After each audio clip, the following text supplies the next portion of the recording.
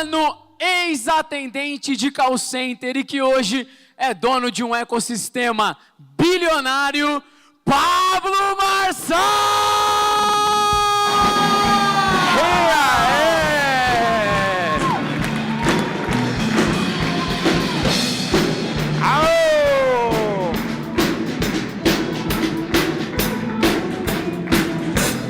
Aí sim. Agora nós vamos chamar alguém aqui que é problema.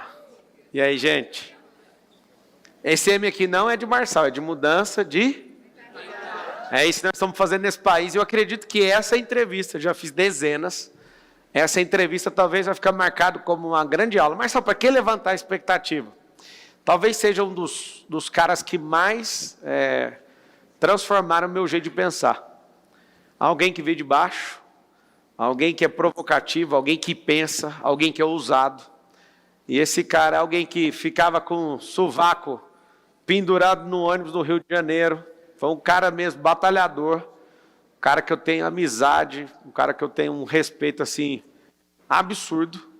Ele que o sobrenome é um sobrenome de um qualquer, é um Silva, mas esse é o Flávio Augusto da Silva. Uma salva de palmas para esse cara.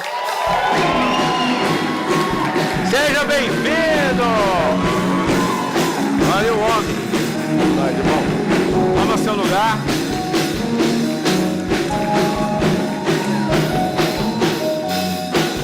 Aí sim. Que espetáculo, hein? Que beleza. Flávio Augusto da Silva, um homem que veio da periferia, foi para os Estados Unidos, construiu um estádio de futebol sem jogar bola. Tem coisas que você tem que saber sobre Flávio Augusto e eu vou apresentar.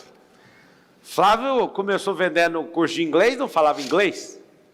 Flávio, brasileiro, que teve o primeiro time de futebol nos Estados Unidos, sendo brasileiro, e fez a maior transação do futebol brasileiro nos Estados Unidos. Continua até hoje sem saber jogar futebol. Tem base ou não? Está aqui um código. Você não precisa saber fazer o negócio, precisa contratar quem faz. Foi lá, contratou o Kaká e tudo mais. Para mim é uma honra estar com você aqui, alguém que eu tenho como um conselheiro, né, um amigo, alguém que algumas vezes eu falo para algumas pessoas que andam comigo, vai lá, fala com o Flávio. Ou então, peraí, deixa eu te perguntar o que você acha, Flávio. Um cara que ajudou a transformar minha mente aí. Mais uma vez, uma salva de palmas para Flávio. Isso, obrigado. Muito obrigado. O cara. Quem é você, Flávio Augusto, para essas pessoas? Seja muito bem-vindo. Obrigado, Pablo. Prazer estar aqui, prazer estar com essa turma animada. Eu costumo dizer que eu gosto de... Enfim, né, eu tenho 52 anos, então ano que vem eu completo 30 anos que eu empreendo. 30 anos empreendendo. Desde quando eu fundei a minha primeira empresa, foi a WhatsApp, que completa 30 anos no ano que vem. Então, nesses 30 anos, a gente passa por várias fases. E nessas fases que a gente vai passando, a gente também vai se transformando. Sim. Então, a gente precisa ter uma identidade muito bem definida, porque você pode, em algum momento, esquecer, né? Quem é você, né? Quem é a sua... como é que você se define? Então, essa sua pergunta, eu preciso defini-la no tempo. Eu procuro sempre manter. Eu sou aquele mesmo garoto da periferia que andava de ônibus cheio, que se apaixonou pela Luciana, e que foi trabalhar vendendo curso de inglês em telefone público e que sonhava ter uma vida melhor, sonhava melhorar de vida.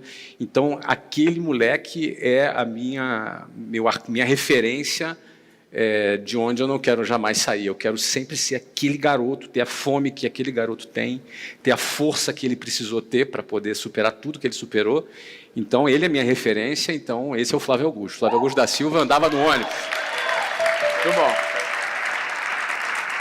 O que é o maior desafio do Flávio hoje? O cara que venceu, tudo que colocou a mão prosperou, aquilo que parecia que está dando errado. Até as histórias, às vezes, que você... quando você perdeu dinheiro na bolsa, você contou aquilo para mim, aí toda vez alguém, não, vamos colocar mais dinheiro na bolsa. Cara, não, o Flávio já perdeu lá, eu estou na minha aqui. Eu acho muito massa, assim. Tem coisas, né, que eu ouvi em mentoria sua. Tem uma coisa que eu não tenho coragem de contar para o público, inclusive isso aqui está transmitido no SBT, não tem como eu falar o que eu ouvi do Flávio no elevador, a maior decepção que eu já tive na minha vida com um cara inteligente. Eu perguntei o livro que ele estava lendo, a resposta vocês não vão poder saber o que ele falou. Se ele quiser falar, Ele fala. Eu acho que vocês não podem saber. Eu posso falar, não tem problema não. Ah, é? Não tem problema não. É aquilo que a gente falou ali, pode perguntar o que você quiser, não tem problema. Mas eu vou te dizer, eu não sou uma pessoa que absorve conhecimento através de leitura de livro. Não é o meu principal canal de absorção de conhecimento. Apesar de eu ser dono de uma editora também. Não é? Inclusive de ser escritor de livros que venderam milhões de cópias. Então, eu diria que a minha maneira, eu, Flávio, acho que é importante cada pessoa se conhecer. A minha maneira de absorver conhecimento não é através de um download linear, digamos assim. Eu sou esse aqui, daqui a pouco eu pego um outro, aí conecto isso com aquilo. Então, eu sou muito multiplataforma, digamos assim. Eu posso ler alguma coisa, eu até leio bastante, mas eu posso ler alguma coisa, mas eu vou assistir um vídeo, mas eu vou conversar com alguma pessoa. Enfim, eu sou uma pessoa mais multiplataforma, então não sou uma pessoa que tem um hábito de sentar para ler um livro do início ao fim. Não é a maneira que eu absorvo o conhecimento. Né? Então, eu para ter realizado o que eu realizei, crescido, enfim, construído o que eu construí, eu precisei aprender muita coisa. Mas meu canal de aprendizado foi meio multiplataforma. Depois que você tem muito repertório também, né, muita experiência, muito calejamento, não é a busca igual de uma pessoa que está começando agora, que ela realmente tem que introjetar conhecimento. Ela tem que pegar fracasso dos outros através da leitura e tudo. Né? O choque foi o seguinte... Até que a leitura é um canal, né? Sim, é um Você canal. Tem vários canais, né? E ouvir hoje, começar a sua história de trás para frente com a história do Flávio, de qualquer pessoa, vai fazer você ter 100% de certeza que você não vai conseguir. Porque eu ouvi isso, um preguiçoso a Maria, né? Tava lá no estádio de futebol dele, na mentoria dele, e aí eu tô no elevador, eu olho, Flávio, que livro você está lendo? Aquela coisa, em 2020 foi isso, fevereiro, eu acho, ou foi janeiro. Aí eu, Flávio, que livro que você está lendo? Aí eu falei, ele vai falar algum livro, eu vou anotar e vou comer esse livro com farinha. Aí ele, não estou lendo livro nenhum agora. Falei, bacana. Aí ele foi e me falou aquilo que me marcou. Eu não sei se você lembra a fala, você falou assim, a gente agora é da turma que escreve, a gente é da turma agora que faz isso. Então, já percorreu um caminho. Aí eu saí de lá, olha a decisão que eu tomei, não vou ler mais. Não, mano. Para estragar é sempre mais fácil, tá vendo? Essa não era a intenção, né? Falar isso. Minha mãe falava assim, o que não presta aprende fácil, né? E propaga rápido. Né? Propaga. Só que aí eu saí de lá, isso me deu um negócio na minha cabeça, por quê? Porque até aquela data eu lia 50, 40 livros no ano, sim, mas leio. Eu falei, cara, faz sentido. Hoje eu tenho publicado 67 livros, tem editora também, e eu percebi o seguinte, tem que ler muito para parar de ler. Do jeito que você acha que você deveria ler. Você tem que ler muito para introjetar e transbordar esse conhecimento. Não é só parar de ler. A pessoa ouve um negócio desse, o preguiçoso. É por isso, então. É porque eu tenho que parar de ler. Não é sobre o parar, é sobre o transbordar. A gente não está parando de fazer, a gente está pondo isso para frente. Agora, nunca para de ler um artigo, nunca para de ler um negócio, até o próprio livro, mas não está naquela sina mais. Isso mexeu muito comigo. Eu quero te agradecer, porque nenhuma outra pessoa...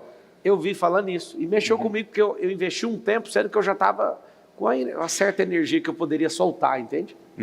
E dali para frente, Flávio, eu acho que eu tinha 3 livros até aquela data, aí eu entendi, escreveu bastante, falei, poxa, eu vou viver a experiência, eu vou entrar nesses ambientes, e isso eu quero te agradecer. Pode ser mal interpretado pelo preguiçoso. Mas você não aprende muito realizando, por exemplo? Total. Por exemplo, e o conjunto de realizar e, puxa, agora eu preciso dessa informação, buscar, ler aquilo que você está realizando, assistir um vídeo daquilo que você está realizando, conversar com alguém daquilo que você está realizando, aí realizar, errar, acertar, aí errou, vai de novo. Ou seja, acho que quando você está praticando, você está aprendendo também. Uma maneira boa de você aprender é enquanto você pratica, enquanto você está realizando alguma coisa. E aí a gente, às vezes, percebe que as pessoas invertem isso quando elas ficam obesas cerebral, não é? Ou seja, elas só botam para dentro, e não realiza nada, não pratica nada, não erra nada, mas vai botando informação para dentro, vai criando ali um acúmulo de informação no cérebro. Né? Com base nisso e com aquilo que a gente gosta de fazer hoje, que é, né, tratar alguns empresários e dar acesso para esses empresários, eu criei um modelo de escola nova. E esse modelo de escola, eu peguei exatamente o que as pessoas pagam muito caro para nós para aprender hoje, tipo network. As crianças estão aprendendo desde pequeno. Empreendedorismo, desde pequeno. Todas essas coisas. Inclusive, vai ter cinema na escola. Não é dele assistir, é dele fazer cinema. Aí você fala, mas para quê? São habilidades que a gente não tem na escola e que a gente pode fazer o que quiser na vida. Se você aprender cinema, não para ser cineasta, mas para você ser um crítico, os seus negócios teriam um design melhor. Os frames seriam melhor. Expressar a coloração, seus pensamentos. os seus pensamentos só por causa do cinema. O que acontece? Essa qualidade de ouvir uma pessoa do nível de experiência do Flávio, o Flávio tem uma curiosidade. Você sabe que eu gosto tanto de você que eu comprei uma casa do lado da sua, você nem sabe, ou sabe? Atrás da sua. Aonde? Lá onde você mora. Lá no meu país? Aqui. Não, lá olha para você ver, lá também. É isso que eu estou falando para você. Está me perseguindo, você. Não, você me perseguiu aqui, que você veio para cá verdade, depois de mim. É verdade, é verdade. Seguinte, nós estamos bem pertinho. Então, no condomínio de lá, esse aí é novidade, É acabei novidade. de te contar. Esse agora, Isso. a casa que você mora, tem a casa, uma casona grandona, a minha casa atrás, no lago. Sei. Atrás. Sim, estamos falando em código aqui, né? Cara, eu não comprei a casa porque ela tá do lado da sua. Eu estou achando que é. Foi porque foi um bom negócio. Então tá bom. Ela tem o melhor terreno, aí eu saí, a Carol falou, o que você vê demais aqui? Eu falei, não tem vizinho nenhum, nem na frente, nem no lado, nem aqui, mas aqui, vem cá, deixa eu te mostrar. O Flávio é aqui, a distância da casa do Flávio é daqui, ali na parede. E aí eu falei, ali está a frequência do Flávio. E é muito massa você ser vizinho do cara igual o Flávio, que um dia ele estava lá numa reunião no telefone, eu passo de Ferrari com a Carol, e aí ele, aí ele, vamos marcar que eu vou te buscar na sua casa e nós vamos para a churrascaria. Aí a gente troca ideia, ele foi de Uber, ele pagou a conta, ele é muito gentil esse cara. Mas engraçado, tem uma coisa, Flávio, que eu lembro de você que eu fico um pouco chateado. É mesmo? Então vamos nos abrir aqui, publicamente. Vamos lá. Eu, com contato em comum, descobri o telefone do Flávio. Ih, já sei o que você vai falar. Aí eu chamei o Flávio via a mensagem e não respondia. Mês 1. Mas você acha que eu via? Né, o seu celular falava que você via. Mês 2, aí eu mandava um negócio. Mês 3, 5, 8, 10, 1 ano. Nunca respondeu. Aí eu, beleza, uma hora ele vai responder. Aí eu comprei uma mentoria, fui na mentoria dele lá nos Estados Unidos. Estou no estádio de futebol, só 20 mentorados ali reunidos. Aí ele fala num trem daqui, aí ele fala para todo mundo assim, eu e o Marçal a gente fala, né? A gente já fala no WhatsApp, né? Gente, como assim a gente Mas eu achei ele um rapaz muito perseverante. Aquilo ali contou muito ponto, Marcelo. E aí um negócio engraçado. Eu vou dar um código para vocês aqui que apavora qualquer famoso. Ele não respondia. Ele só respondeu uma vez. Veio uma ideia na minha cabeça. Tinha um carinha fortinho igual ele estava mais fortinho, para não falar gordinho. E eu mandei uma foto e falei, vi esse cara e lembrei de você. Você lembra disso? Não lembro. Depois você pega lá no Essas story. coisas eu esqueço rápido, entendeu? Aí ele respondeu assim, na hora. Aí eu falei, achei o código para falar com esse povo. Mas sabe o que é interessante? Eu gosto desse exemplo e eu quero te perguntar sobre isso. Não adianta você forçar a barra com a pessoa que você não está na frequência. E ele foi um marco para mim, porque ele ficou 1 ano sem responder, nunca falou nada. Eu acho que foi 2 anos. Foi? Você virou humorista agora, cara? Não, eu não estou humorista, mas é sério. Eu acho que foi 2 anos. E naquele elevador, depois, você cavou o pênalti e tu tinha... Eu falei, poxa, eu estou aqui, a gente precisava falar. Aí eu falei, vai ser amanhã então. Aí, pô, mas amanhã eu estou saindo. Eu falei, amanhã estou com a viagem marcada. Não sei se você lembra disso. Estou com a viagem marcada. Marcar a viagem. Aí você falou, cara, amanhã eu estou podendo. Aí você desmarcou a viagem. Foi você e o Marquinho lá. E a gente, a gente marcou para conversar 1h30 e ficamos a tarde inteira. A tarde toda. E aí, eu levei a família no aeroporto, a gente estava indo para Las Vegas. Embarquei todo mundo, e a Carol, você vai ficar? Eu falei, é o Flávio, eu estou 1 ano querendo falar com esse cara. 2? Então vou aumentar 2 anos. Essa parte eu não lembrava, a derrota a gente não lembra, né? E aí, o que aconteceu? Ele falou, vem aqui. Aí eu falei, Carol, embarca lá para Las Vegas que eu chego lá amanhã. Aí fui para a casa dele. Para impressionar a ele, fui lá e loquei uma Ferrari. Cheguei no cara e falei, quanto que é a locação da Ferrari? Aí o cara falou, mano, é $700 por dia. Eu falei, você sabe com quem que eu vou falar? com o Flávio, é o seguinte, eu vou postar e vou não sei o quê, o cara, então não precisa pagar não, aí eu fui. Falei, o Flávio vai pirar, né? Chegou lá o Flávio, eu não gosto de Ferrari, eu falei, é da hora isso aí. Então, um fato interessante, que o Flávio é um grande homem de Deus, apesar de você não vê ele apelando ou falando nada disso, é um dos caras que eu mais considero um cristão verdadeiro mesmo, um homem de fé. E aí, depois que ele deu tanta instrução, eu cresci tanto ouvindo, a gente foi lá no condomínio dele, na hora de ir embora, eu falei, Flávio, eu quero acessar essa parada sua. E eu lembro dele falando um negócio para o Marcos Paulo, ele falou assim, o Marcos Paulo estava lá, tinha acabado de ganhar o primeiro milhão dele, aí ele falou assim, Marcos, até os 30 você vai fazer uns 10 milhões. O Marcos bateu a mão na mesa e falou, tá amarrado. Isso eu lembro. Ele ficou bravo com o Flávio. Aí no final, na hora que estava indo embora, eu falei, Flávio, deixa a gente entrar nesse carro aí, eu tenho um negócio para te falar. Aí eu entrei no carro dele, num Rolls Royce, aí eu falei, cara, eu acredito no que você carrega. Eu quero que você ore por mim. Aí ele olhou assim, você acredita mesmo? Acredito. Então me dá sua mão. Aí foi muito engraçado. Na hora que eu dei a mão, o Flávio foi pôr a mão, o Marquinhos estava no banco de trás e enfiou a mão no meio. E ele, vocês acreditam? E nós dois, acredita, a gente acredita. Ele orou, eu acreditei com tudo. Eu olhei para o céu assim, aquela... Que modelo que é aquele? É um Phantom? Acho que era um Wraith. É um RR, um Rolls Royce, que tem um telhado todo estrelado, aquela coisa linda. Aí eu olhei e falei, eu vou viver isso aqui. Eu acesso. E é engraçado que aquilo... A unção do bilhão que você falou. A unção do bilhão. Isso. Eu não sei o que aconteceu, eu sei o que aconteceu. E eu respeito muito o que ele carrega. Porque o que eu aprendi em 5 dias, não só dele, mas de outros grandes bilionários aí, que tudo vieram de baixo, eu falei, eu vou mudar minha vida, não vou pensar mais no lucro. Foi aonde eu virei o jogo. Equity. E eu falo para todo mundo, foi o que eu aprendi com esse cara. Eu queria que você falasse disso, porque nem todo mundo talvez vai poder ter a chance de estar lá dentro, de uma mentoria daquela que eu participei sua, de ser convidado para ir na sua casa, de ir ousadamente falar, ora aqui comigo. O Flávio olhou para mim, tipo, você está doido? Você acredita? Não, acredito não, é certeza, pode orar. Eu saí de lá, quando eu terminei a reunião, eu peguei o telefone e liguei num amigo meu, falei, eu quero comprar a sua empresa. Tremendo assim, ó. Eu não sei como, mas como você vai pagar? Não, isso não interessa, eu quero saber se está vendendo ou não. Foi por causa desse cara. Então, eu queria que você falasse, Flávio, sobre esse negócio de equity, de como é que você destravou nisso, que eu acho que você foi o primeiro cara do Brasil que eu vi, não tecnicamente, acho que tecnicamente os caras da Faria Lima sabiam antes de você e tal, mas eu vi o primeiro cara se posicionando, ensinando, fazendo, que uma coisa é falar, outra coisa é fazer. Ele tem uma venda e uma recompra de uma empresa de uma forma milagrosa, que se não for Deus, não tem mágica para fazer o que ele fez. Vender um negócio por quase 1 bilhão, depois comprar tipo 10% do valor e fazer o negócio crescer de novo e virar bilhão. Um negócio mais louco que eu já vi. Fala de equity, que eu acho que é uma grande aula para o Brasil assistir isso. Tá legal. Eu tenho certeza que muita gente que nos assiste é empresário. E aqui na plateia, quem é empresário também, só levanta a mão.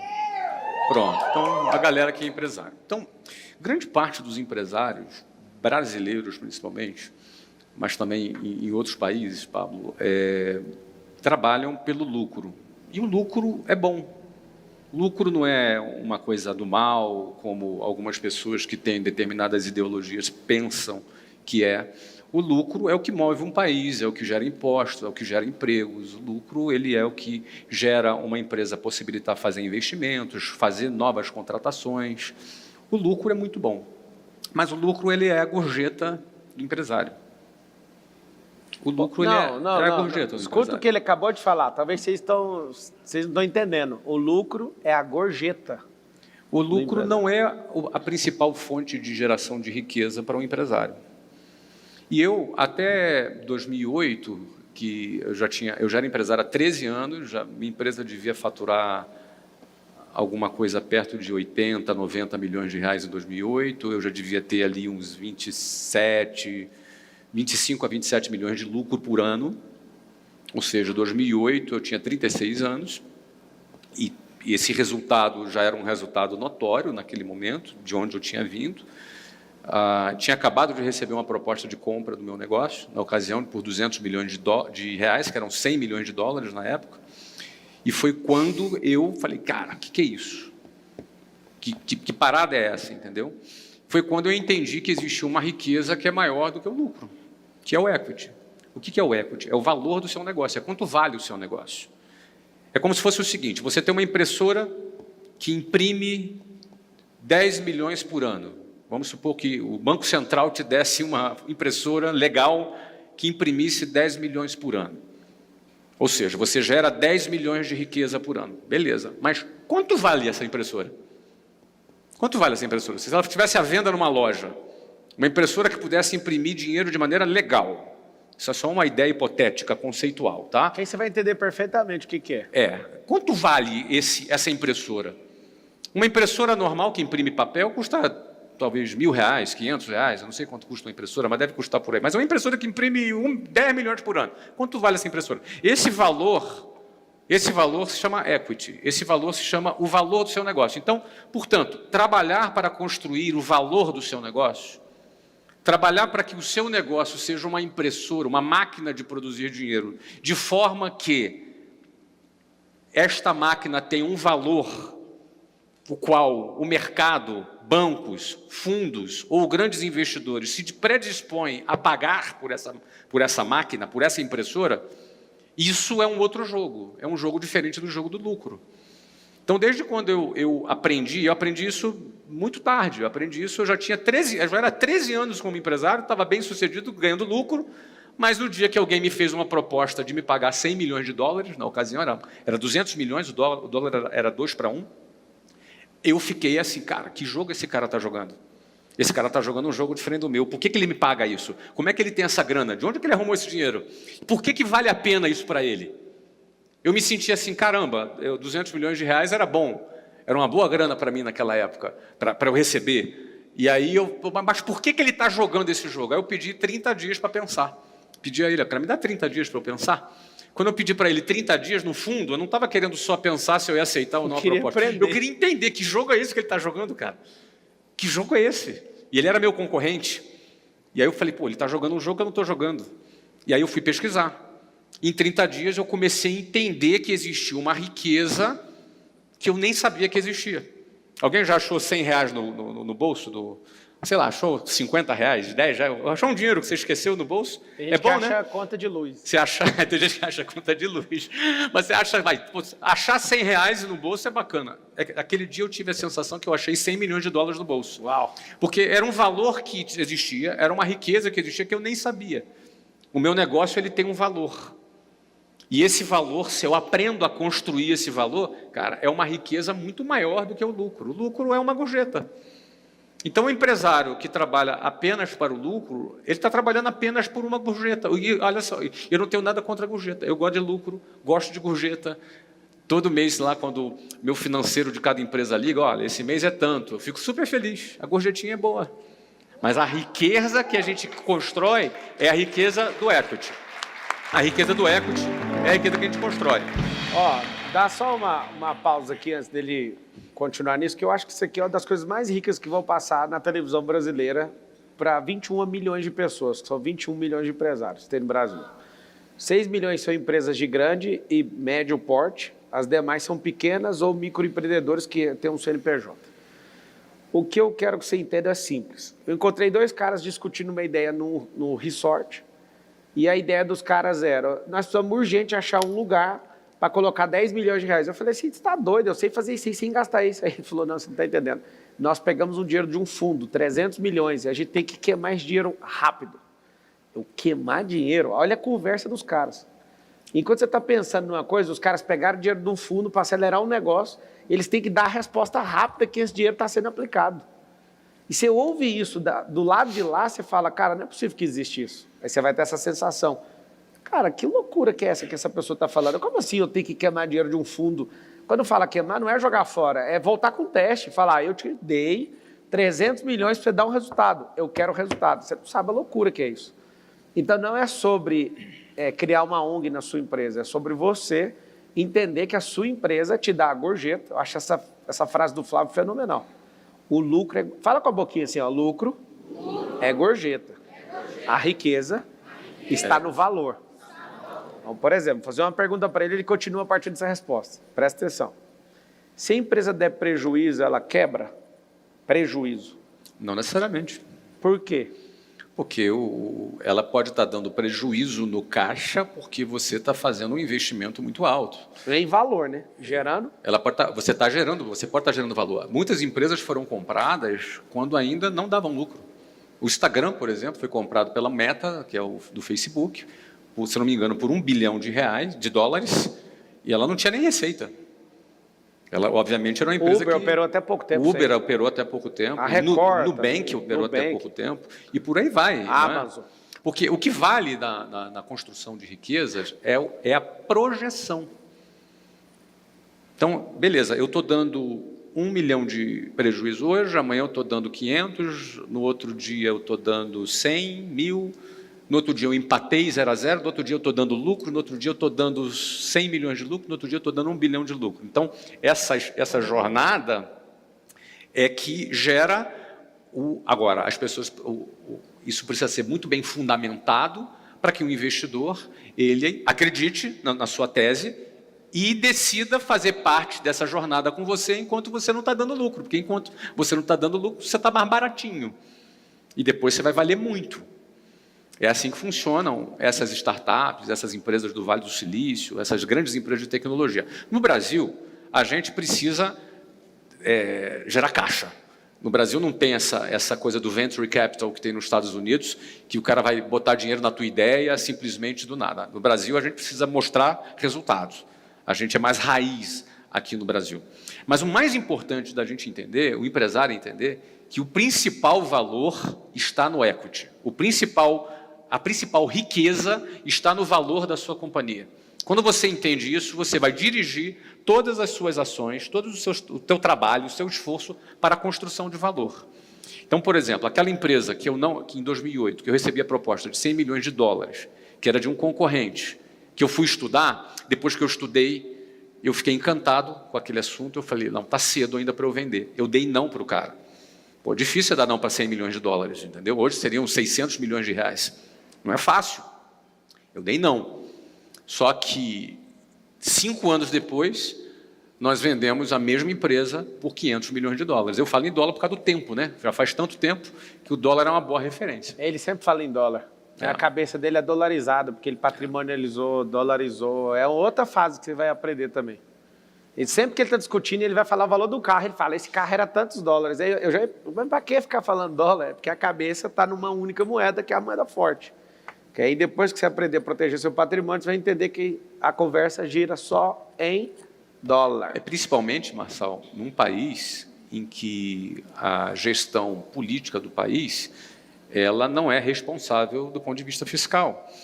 Nós, por exemplo, esse ano no Brasil vai ter tá com déficit aí de 1,3 trilhão de real. Déficit é o quê? É prejuízo, ou seja, faturou muito e gastou 1 trilhão a mais, 1,3 trilhão a mais do que faturou.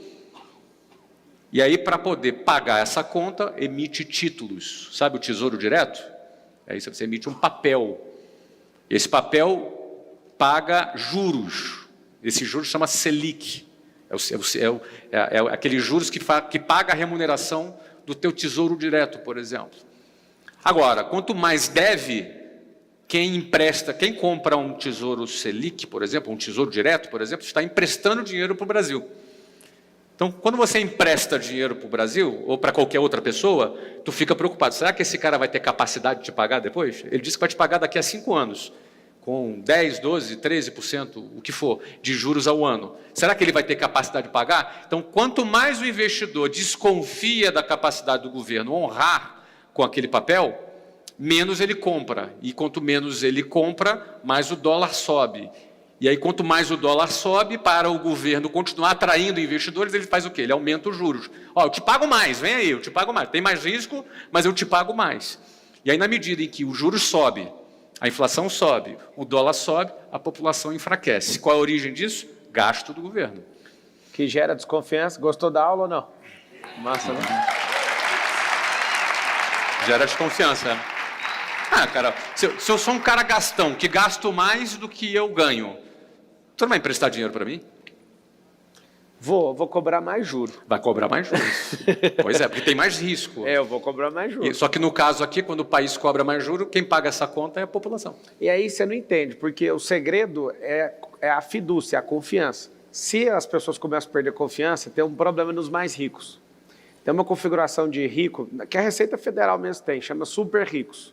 Pessoas que têm mais de 30 milhões de dólares de patrimônio, que hoje está ultrapassando 170 milhões de reais. Tem esse grupo de pessoas nessa definição. Essas pessoas são as primeiras a desconfiar, não é o povão. Essas pessoas que têm esse patrimônio, o que elas fazem com o dinheiro, com o governo não sabendo regular a forma fiscal de um país, as entradas, os gastos governamentais, o consumo interno, a exportação e importação, que é a fórmula do PIB. Se essas pessoas desconfiarem desse governo como estamos desconfiados, não estou falando de política, falando de dinheiro. Essas poucas pessoas retraem os investimentos. No Brasil. No Brasil. Aí elas vão para outros países, onde está pagando melhor, onde tem a situação mais... A gente não gosta de uma palavra chamada estável, mas aonde a gente vê solidez, a gente leva mais patrimônio para lá. Mais confiança. Mais confiança. Aí acontece o quê? Se esse grupo para de confiar no país, o segundo grupo, que é o grupo que não tem esse tanto de patrimônio, mas tem que produzir, ter o dinheiro no caixa o tempo inteiro, eles já sentem a nossa desconfiança. Aí eles param de confiar e desanimam. Você não está entendendo o que é uma crise de confiança. A gente pode até não ter dinheiro, mas se a gente confiar, a gente trabalha. Trabalha ou não trabalha? A gente pode até ter dinheiro, mas se a gente desconfiar, a gente não faz mais. Aí todo mundo até chegar lá na ponta. O último, ele não desconfia, o último perde o emprego. O último não faz essa conta, essa conversa aqui não é do último. Às vezes ele até trocou de canal agora, porque a cabeça dele está doendo. Não, deixa isso para lá. Só que a gasolina acabou de subir, a carne subiu, tudo subiu. Aí, esse processo repetido de novo faz eu ligar para esse cara, ele ligar para outro. Você está investindo? Você está fazendo loteamento? Você está fazendo não sei o quê? Essas conversas que para mim é as que mais dói no meu peito. Ou você não quer comprar um prédio meu aqui não pela metade do preço? Mas por quê? Porque eu quero liquidez. Quando isso vai repetindo uma vez, duas vezes, três vezes, a gente faz o que aconteceu em 2013, que é travar a economia. O que o empresário pode fazer para blindar disso? Você que é um cara que já passou várias crises, você que é um dos caras que eu respeito muito e tiro conselho aí de vez em quando. O que você acha que o brasileiro, empreendedor, tinha que fazer nos dias de hoje com essa relação fiscal tão conturbada? Olha só, Marcelo, eu comecei a trabalhar, eu comecei a minha vida trabalhando em 1991. Em 1991, comecei a vender curso de inglês.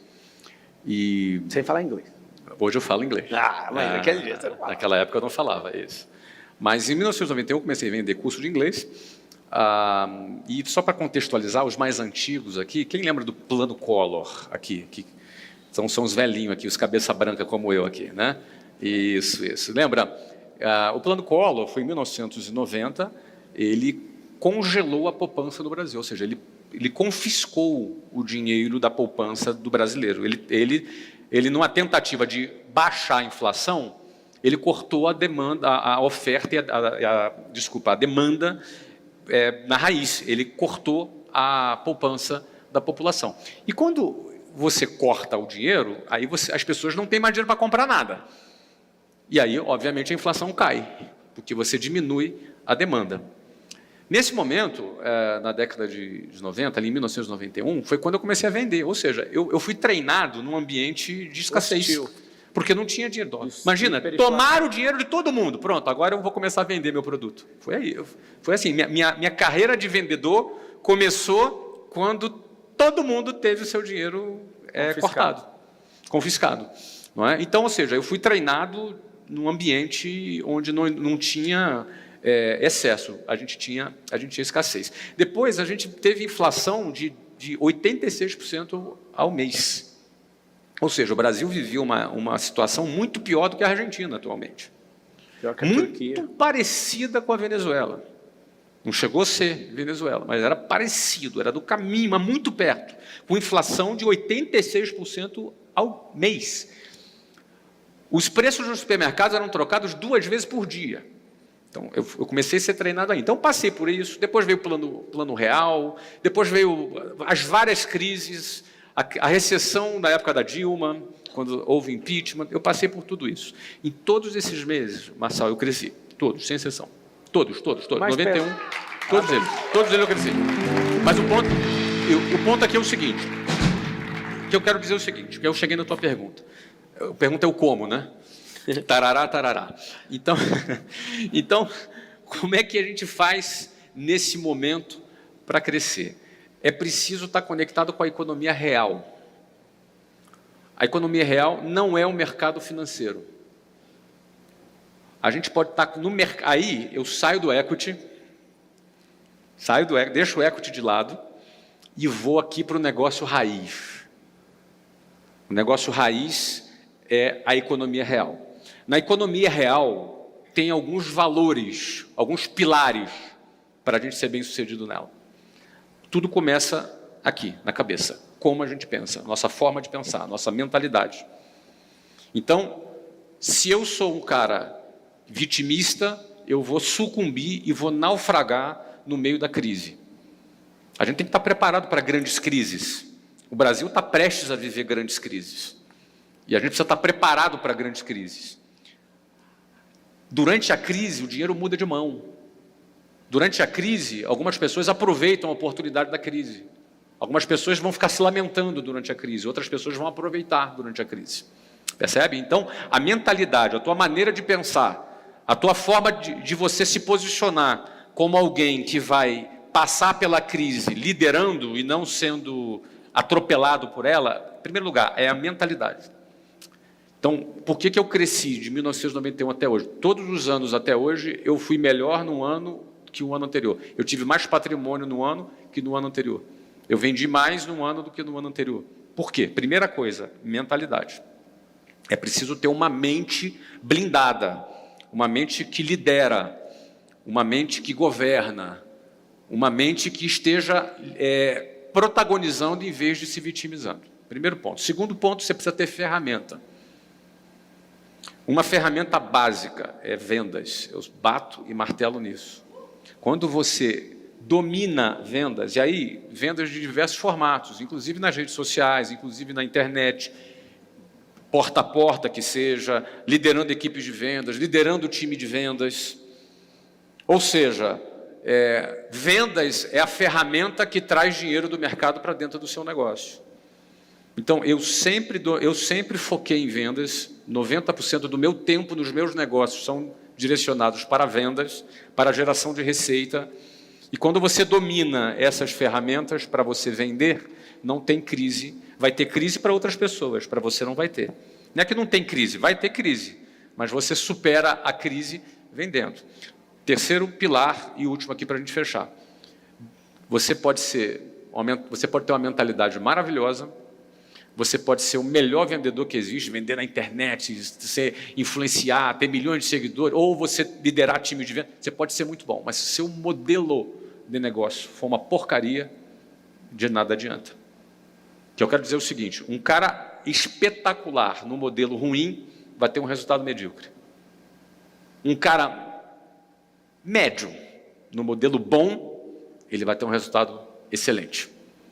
Ou seja, modelo de negócios é rei. O que eu quero dizer com isso? Existem modelos que pode ser o cara pode ser bom, pode ser estrategista. Você pode pegar aí o melhor dos melhores e botar nesse cara, mas se o modelo é ruim, acabou. Pega modelo que fiscalmente você tem que pagar 40% 40% de imposto. O modelo já é nat morto, já de cara. Já começa com 40% de imposto. O negócio é bom, só que a parte fiscal destrói o modelo. Todo mundo quer produzir carro. Qual marca no Brasil que tem a marca brasileira? Nenhuma. Porque vai ter que pagar IPI, vai ter que pagar ICMS, já tem um modelo tributário. Então ninguém investe nesse troço. Não tem ninguém por esse caminho. O que você está vendo agora no mercado é trazendo carro de fora, com isenção de IPI. Ou seja... Que o nacional não tem. Que o nacional não tem. A Ford veio aqui no Brasil, falou, não dá para produzir carro no Brasil. Foi lá e comprou uma empresa brasileira, que era a Troller, para pegar isenção fiscal. Acabou a isenção fiscal. Não sei se o motivo, eles não quiseram renovar isso, ou se acabou ali mesmo. Eu sei que na hora que acabou, eles falaram, vamos tirar o time do Brasil e parou de mexer com o carro aqui no Brasil. Ou seja, o modelo de negócio determina se ele vai funcionar ou não. E tem gente que fica dando murro em ponta de faca. Fica dando murro, tentando plantar uma semente boa no asfalto. Então, eu vou dar um exemplo para você. Você entraria num negócio, Pablo, que desse na última linha de lucro líquido 8%? Hoje não. Agora, se esse negócio tiver o Flávio, ele já tiver entrado primeiro, tem uns projetos que chama Caracu, vocês conhecem, né? Uns entram com a cara e outros entram com outra coisa.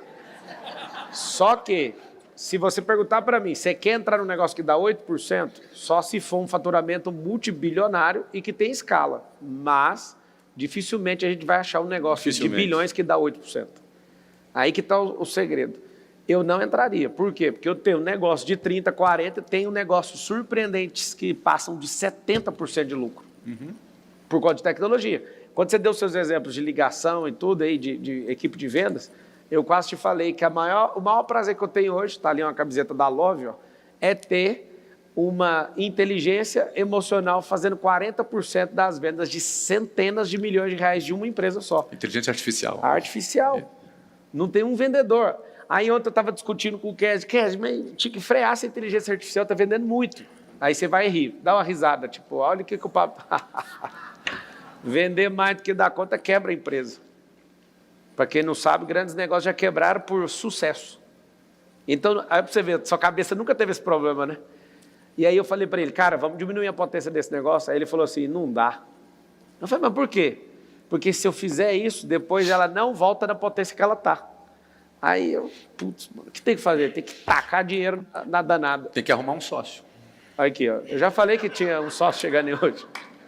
Você já viu, né? Já deu uma dele.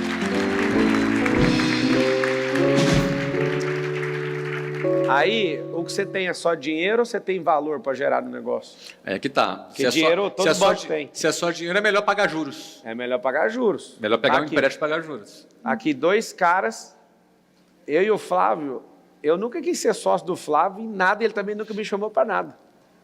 E é interessante. Uma hora a gente vai fazer um negócio, só que é difícil fazer negócio com um cara igual ele.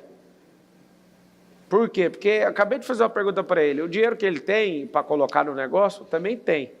Só que o banqueiro também tem o meu dinheiro e o dinheiro dele. Só tem um problema. O que você pode trazer a mais nesse negócio? Esse é o ponto. Isso chama smart money. Aí, vamos falar disso para essa galera. Gente, essa não é uma entrevista. Eu acho que esse é um chá da tarde, em que o Brasil tem oportunidade, falando sério, de ouvir coisas que vocês pagariam caro para ouvir.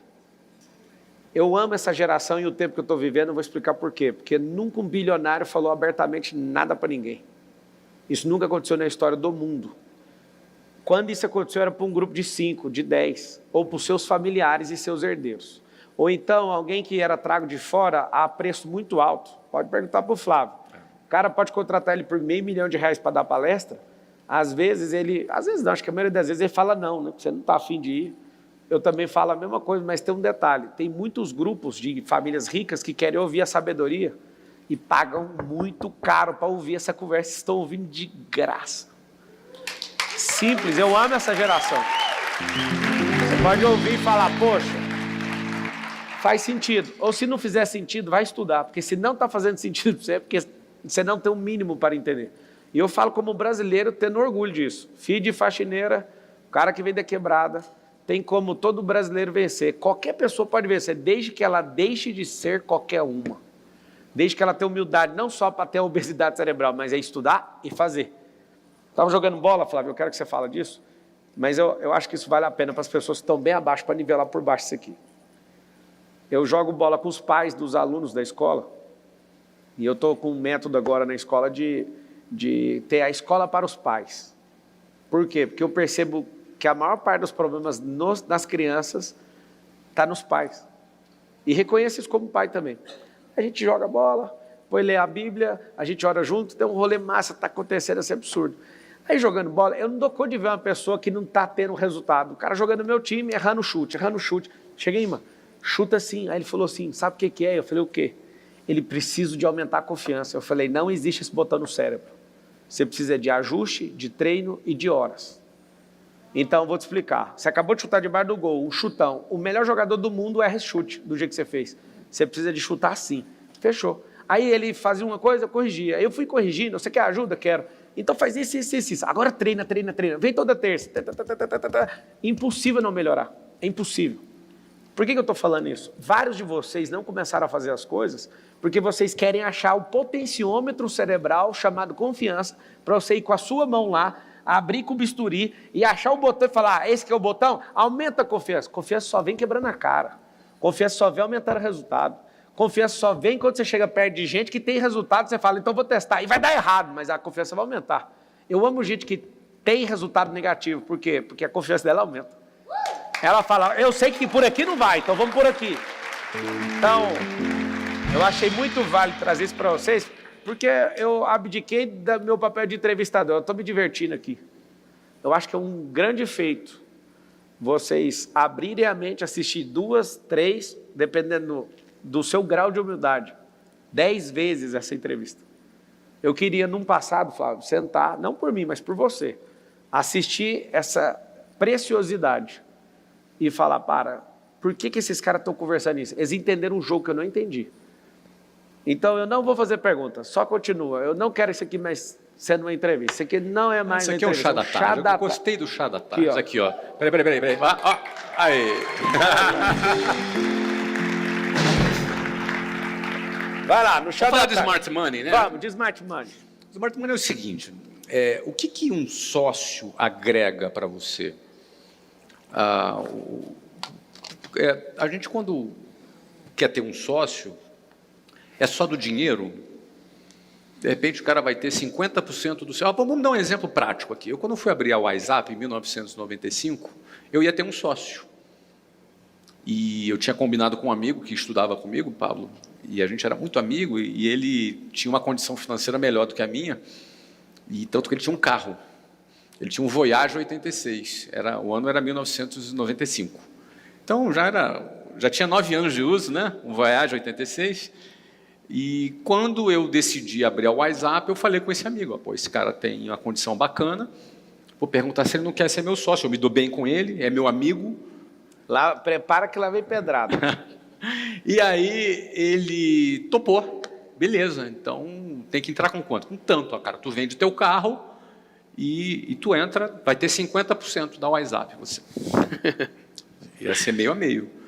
Estou pesquisando o preço do Voyage 86. Aqui. É isso, deve ser, hoje, né, não sei, hoje deve ser até mais caro que na época, deve ser carro antigo, né, mas... Tomei um susto aqui agora, pô. O carro, 30 mil, um Voyage? Porque... Se tiver olha aí, se é tudo original, olha aí.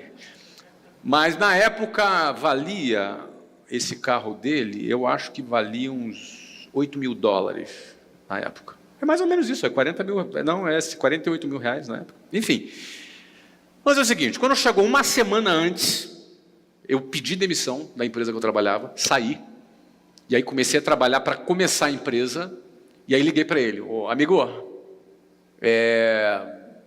semana que vem vou precisar da grana. Vai começar. A brincadeira vai começar. O contador preparou os documentos para você assinar na meia. Voyage 86 pela metade da WhatsApp. Não é? E chegou na outra semana, liguei para ele não estava em casa. Deixei recado com a mãe dele, ele não me retornou. Aí liguei para ele no outro dia, nada. No outro dia, nada, o cara desapareceu. O cara amarelou, ficou com medo. Ficou com medo de vender. Vou perder um Voyage. Vou trocar um Voyage de 35 mil em troca de 50% do negócio multibilionário em dólar. Você acha mesmo que eu vou fazer isso? Estou com medo. E aí o cara ficou com medo.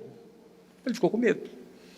E no que ele ficou com medo, por isso que eu entrei no cheque especial. A minha história de abrir a empresa com cheque especial saiu daí. Eu poderia não ter feito, ter esperado, guardado o dinheiro por mais um tempo. Se fosse vítima, o cara falhou, é o sinal de Deus, não vou fazer. Não vou fazer.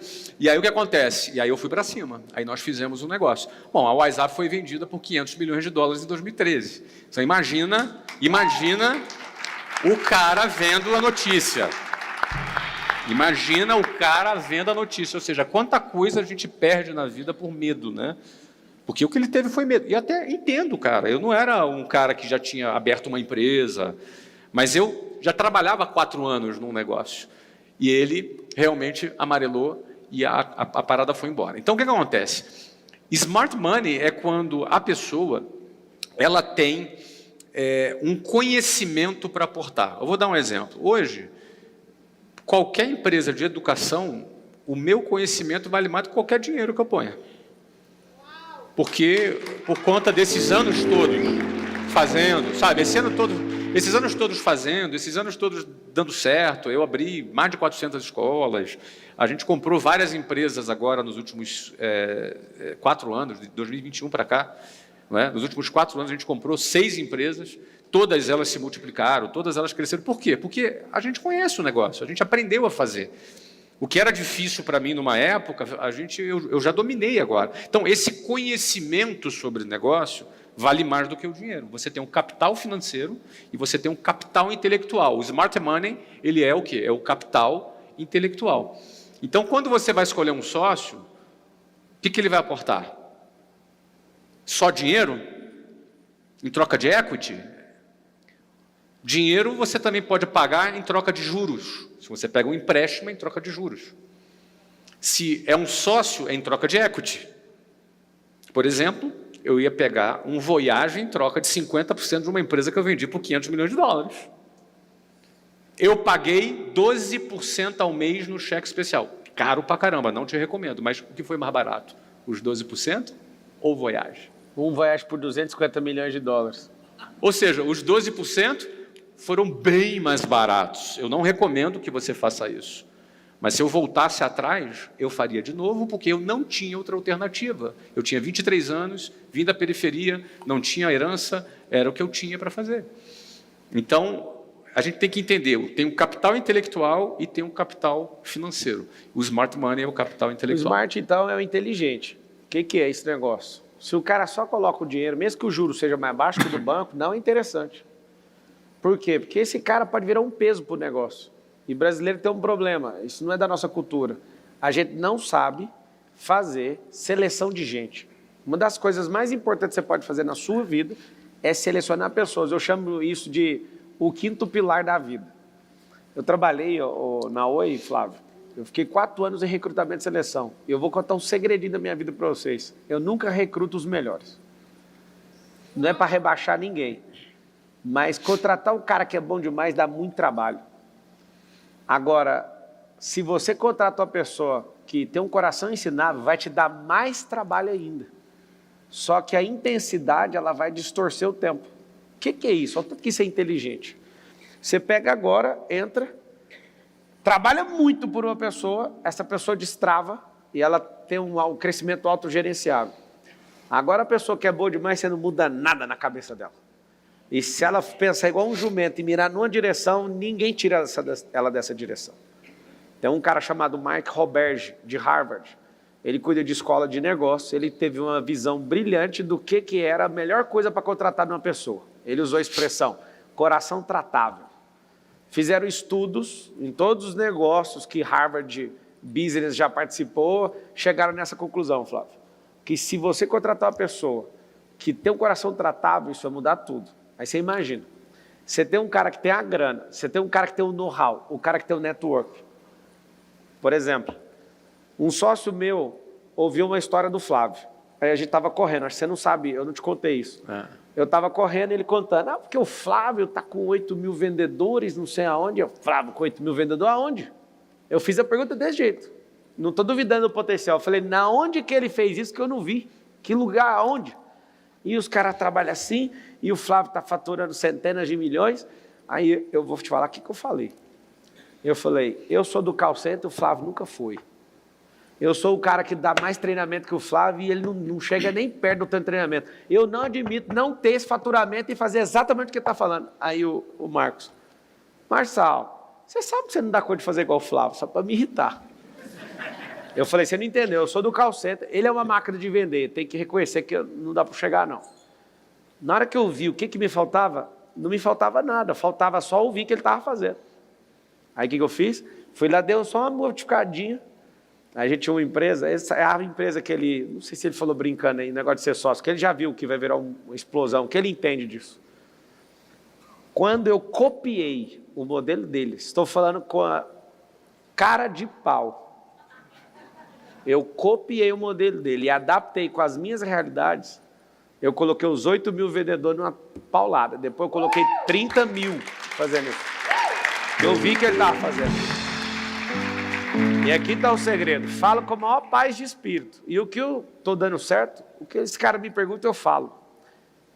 Esse é o problema que vocês tinham que entender. Nós não somos concorrentes uns dos outros. Esse é um prazer de quem tem um jardim, esse é um prazer de quem planta um jardim. É de falar, quer melhorar o seu? Está aqui. É um dos caras que eu mais respeito por causa disso. O smart money é o cara trazer mais vantagem do que o dinheiro, porque dinheiro tem no banco. E uma coisa que quando eu era pobre eu achava que não tinha dinheiro em lugar nenhum. Depois que eu aprendi de onde vem o dinheiro, tem ou não tem muito dinheiro precisando de ser aplicado, de muita gente que não sabe onde pôr o dinheiro. Tem mais dinheiro que projeto. Opa! Presta atenção, você que está assistindo esse negócio aqui, esse chá da tarde. Tem mais dinheiro que projeto. Só que falta confiança. E a gente não põe dinheiro em ideia. Você põe dinheiro em ideia? Eu não ponho dinheiro em ideia. E aqui está o Ideia grande... validada e executada. O cara transformou a ideia dele em sucesso. A partir do sucesso, aí sim. E o smart money é uma coisa assim, que se você entender, por exemplo, o juro. Seu cérebro, eu vou abrir para vocês fazerem pergunta para o Flávio. Se seu cérebro entender de primeiro o que é uma coisa, ao invés de você ficar achando que é algo, vou te dar um exemplo. Quando fala juro, até os alunos da minha escola, você pergunta assim, o que é juro? Galera da quinta série para frente fala, aluguel do dinheiro. Isso. O que é o mundo? O mundo é sobre quem entende de dinheiro e quem não entende de dinheiro. As maiores companhias que vendem mobílias no Brasil não vendem mobílias, vendem dinheiro. Pode vir, paga o que você quiser, 24 vezes sem juro. Aí você compra um trem que custa 300 conto e paga 1.200. É isso de verdade.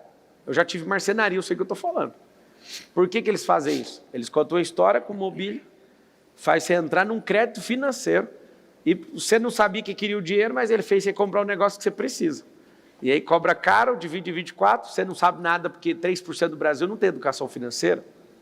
E a pessoa está comprando dinheiro, não é guarda-roupa. Tanto é que não é, porque se você desmontar para mudar, o guarda-roupa não vai. Está entendendo o que eu falei ou não? É o seguinte, Flávio, como que a gente muda a realidade de um país onde o governo e a política pública, não só o cara que está no governo, mas a política institucionalizada, força os brasileiros a não entender de finanças? Tem gente com um anador agora, tomando a decisão se vai tomar esse anador para assistir esse chá da tarde, ou ele vai amarrar no fio dental, pôr só um pouquinho e puxar, porque não dá para usar amanhã, né? Pela escassez que o Brasil tem hoje. O que a gente pode fazer com um povo que só 3% tem educação financeira a ponto de ter coragem de investir, nesse que seja pouco, com a nação que tem 762 bilhões de reais na poupança, que é a metade do rombo de 1,5 trilhão que está no caixa hoje do governo? O que você, como um cara que veio de baixo, o que a gente pode fazer por um povo? Para esse povo mudar? Então, Marçal, a real é o seguinte, quem está no poder não está nem aí para isso. Quem está no Estado ali, está cada feudo defendendo os seus próprios interesses. Cada um está disputando a sua própria capitania hereditária, que é um percentual. A capitania hereditária moderna não são territórios físicos, é um percentual do orçamento. Cada um quer um pedacinho do orçamento. Está todo mundo disputando, é o executivo, é o legislativo, é o judiciário, e por aí vai.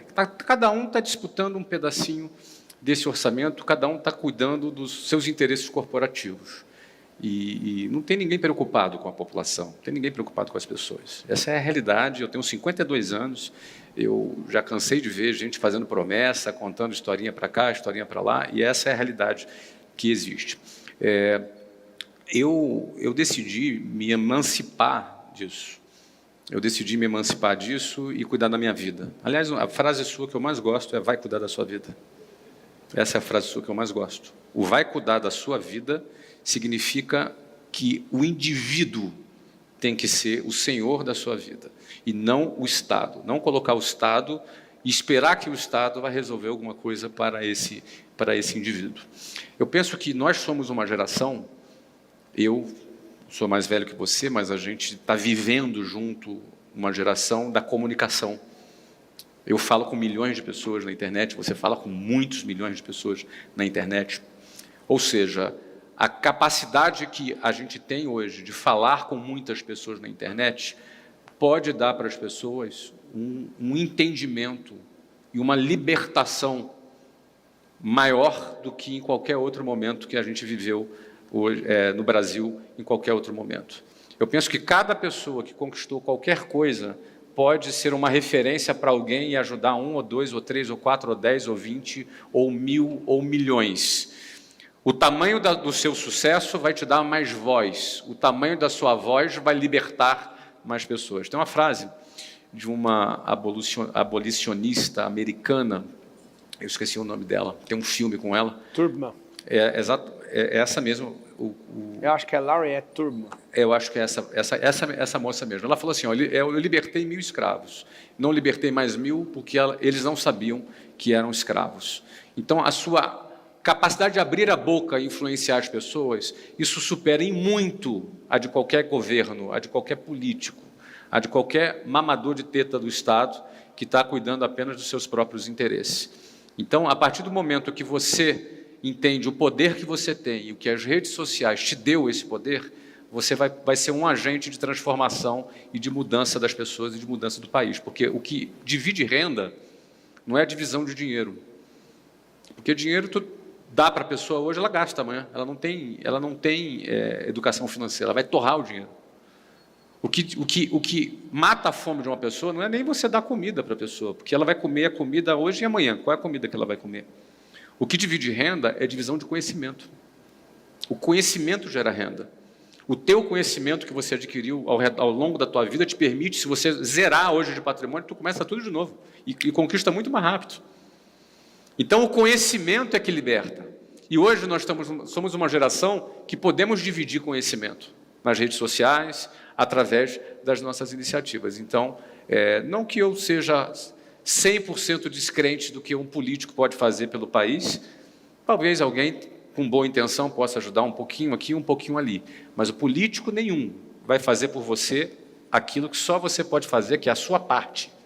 A sua parte só você pode fazer. Muito bom.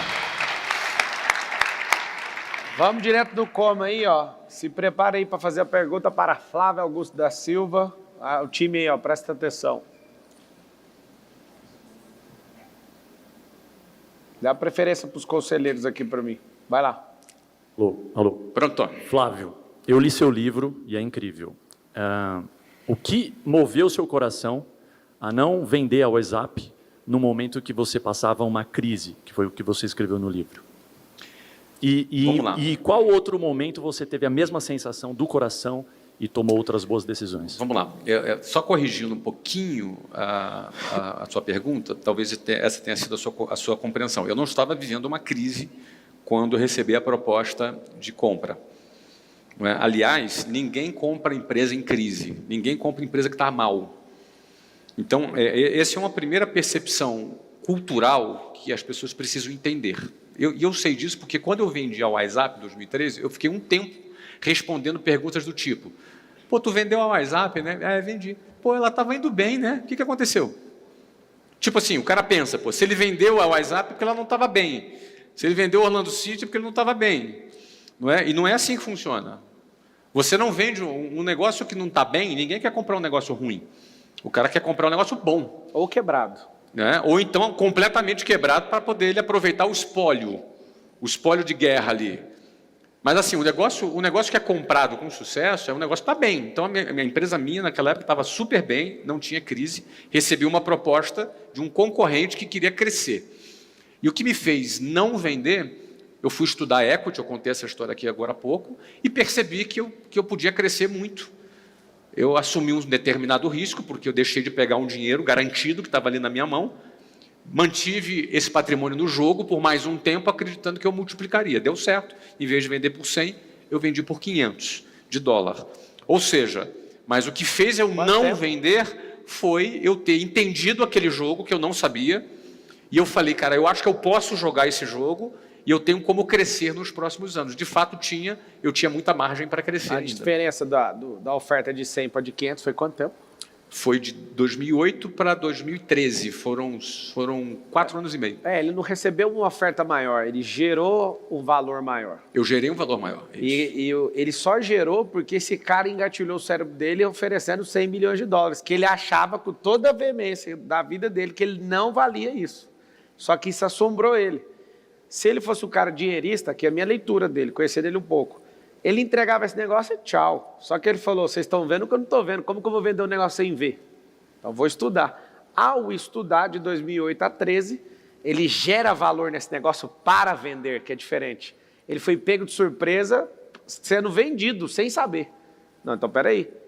Tem uma empresa minha que está passando por isso, ofereceram um dinheiro que eu acho que não vale. Só que no meu caso é o contrário. Eu acho que é muito pouco que o cara ofereceu.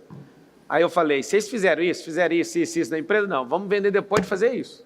Eu topo vender, desde que... Aí esse tempo dessa reação, de tipo, cara, você não programou para vender, e se programou, não fez o que programou, vamos fazer um negócio? Depois a gente vende. Então, assim, a questão da geração de valor é absurdo. Por que eu perguntei a data? Porque a data não foi que alguém deu uma oferta melhor. Ele gerou valor. Ele cresceu o negócio. Entende ou não? Foi uma decisão técnica mesmo. Foi uma decisão técnica. Foi uma decisão... A partir do momento que eu aprendi aquele jogo, e eu cresci 4 vezes mais e vendi 5 vezes mais. A empresa estava 4 vezes maior, 4 anos e meio depois, e eu vendi por um valor 5 vezes maior naquele período. E é importante assim entender, as pessoas, qual o melhor momento de vender um negócio? É quando você está voando, cara. Esse é o momento de vender. Não é quando o negócio está ruim, é quando o negócio está excelente, está voando. Eu lembro quando eu vendi o Orlando City, eu vendi em 2021, qual era a minha narrativa da venda? Nós vamos ter Copa do Mundo em 2026, percebe? Tem aí grandes contratações para vir, eu participei das discussões da contratação do Messi lá nos Estados Unidos, eu já sabia dessa informação, olha, vem contratações grandiosas, vai ter Copa América, tem contrato com a Apple, a MLS, a gente participei de negociações com os contratos do streaming da Apple TV, que é uma das patrocinadoras da MLS. A MLS é a liga de futebol nos Estados Unidos. Não é? É a Major League Soccer. E aí o que acontece? Então o cara que compra, ele pensa assim, pô, esse negócio vai crescer. Então o momento de venda é quando você está bombando, voando, mas que você vende para quem compra um futuro. Porque aí muitas pessoas falam assim, pô, mas por que você vendeu, cara? Pô, uma hora você tem que vender. Uma hora você vai vender. Eu faço negócios para vender. 100% das minhas empresas serão vendidas. 100%. Até porque uma empresa ou quebra, não recomendo, ou é herdada, mas aí você tem que morrer, também não recomendo, ou ela é vendida. Só tem esses 3 possíveis destinos para uma empresa. Ou ela pode ser doada. Doada, pode ser doada também. Eu já doei para não ter que fechar. É isso. Mas é o que eu te falo. Então, toda empresa, ela é vendida porque deu certo, não é vendida porque deu errado. Beleza? Boa, vai lá, próximo. Obrigado. Oi. Flávio, eu te conheço desde 2008, onde eu tive a honra de fazer parte do seu time comercial, né, da WhatsApp Curitiba. Como é que é seu nome? Bárbara. Bárbara. E desde então... Sim, Pablo, ele é uma máquina de vender. E desde então, naquela época eu já tinha conhecimento da grandeza da sua pessoa, do seu trabalho, mas eu percebo que você preferiu ser uma pessoa mais low profile no digital. E eu queria entender por quê. Eu sou tão low profile digital? Assim, você responde mais caixa de pergunta que 300 influenciadores juntos. O que você chama de... Só me define low profile digital, só para eu entender. Você não aparece muito, você não se expõe, não expõe. A gente tinha muito golden tips naquela época. Certo. E eram golden tips valiosíssimas que você poderia estar dando no seu Instagram. E eu percebo que é mais caixinha de pergunta mesmo, você não se expõe muito. Entendi. Olha, eu estou na internet desde 2010. Não é? Eu estou na internet desde 2010, eu tenho, nas minhas redes sociais todas, cerca de 12 milhões de seguidores. Falo em torno entre 15 a 20 milhões de usuários únicos por mês, considerando todas as minhas redes. Mas eu entrego o que eu tenho disponível de tempo para entregar. Não é? Eu realmente Prioridade, o digital. É mais prioridade. Eu acho que ele tem vergonha. Não, que vergonha. Zero. Vergonha nenhuma. Zero, zero, zero. Mas assim, eu dedico o tempo que eu me proponho a dedicar. Então, por que eu faço caixinha? Por que eu gosto muito de caixinha? Porque eu ocupo os espaços vagos que eu tenho. Então, por exemplo, fiquei aqui uns 5 minutos aguardando a entrevista começar. Eu já fui para a caixinha. Então, um intervalo entre uma reunião e outra, eu vou para a Você caixinha. acha brega? Tem Por que que sempre não falar. você falar? Eu falar, eu posso. Quando eu posso, eu falo. Eu tenho, se você analisa meus Reels, tem vários Reels meus falando, mas eu não faço isso diariamente, porque isso ocuparia um tempo que, para mim, eu não tenho esse tempo no momento. Zezé, Entendeu? ele não usa o tempo de forma ativa. Ele usa ali um espaço de uma coisa e... É que eram muito boas e, assim, seria uma honra poder ter você também nos stories entregando o seu conteúdo. Que bom. Então, Clica no assim, link. eu tenho várias atividades, né? Então, Clica entre no essas link. atividades eu faço, né? Clica no link, tem um link aqui que você vai receber na sua casa. É isso aí, valeu. Ó, às vezes um cara igual o Flávio, ele é mais reservado. É o estilo dele. Mas ele mudou muito. Ele está nos palcos, igual sertanejo, show para todo lado. Ele mudou muito. A gente fez esse ano 27, a gente falou quase 80 mil pessoas, 27 apresentações no Brasil, com a Trinca. Então, esse ano foi o ano que eu fiz bastante coisa mesmo. Queria te perguntar uma coisa, que você uma vez tirou onda comigo e agora você vai ter que responder sobre isso. Eu já sei o que você vai falar. Ai, salvação. Estou lá um dia conversando com o Flávio. Flávio, por que você não tem seu jato? Aí ele me descascou. Boa. Jato isso, jato aquilo. Aí eu falei, mas esse relógio no seu braço? Ele falou assim que gasta muito dinheiro. Aí eu falei, mas esse relógio seu aí também é uma escolha sua. Bati a boca com ele. Ele foi um cara que eu assisti um vídeo dele, eu acho que a Bárbara tem razão. Acho que você pode, isso eu só acho, tá? Sua vida vá cuidar dela e você faz o que você acha. Você já está fazendo bem, inclusive. Mas a sugestão que eu acredito é que cenas como aquela me marcou muito. Uhum. Aquela cena você indo por um jato e escreveu assim, ó, eu gravei a tela. Se as decisões que você tomar der certo, todo mundo ganha. E o contrário também é verdadeiro. Aí ele e a família indo para um jato. Uhum. Eu vi aquele vídeo, eu gravei e falei antes de conhecer ele. Respirei e falei assim, eu vou viver exatamente isso. Eu não aceito viver menos que esse cara está fazendo aqui e falando.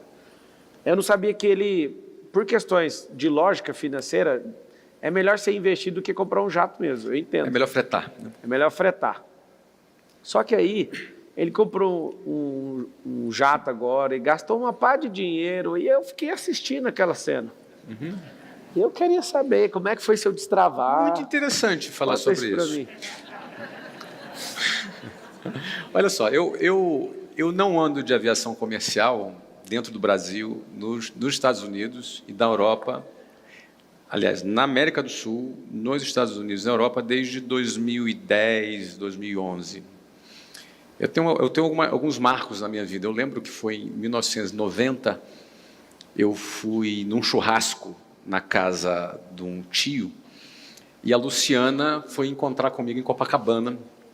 A gente namorava e a gente foi nesse churrasco. Então, a gente saiu de lá 11 horas da manhã para esse churrasco.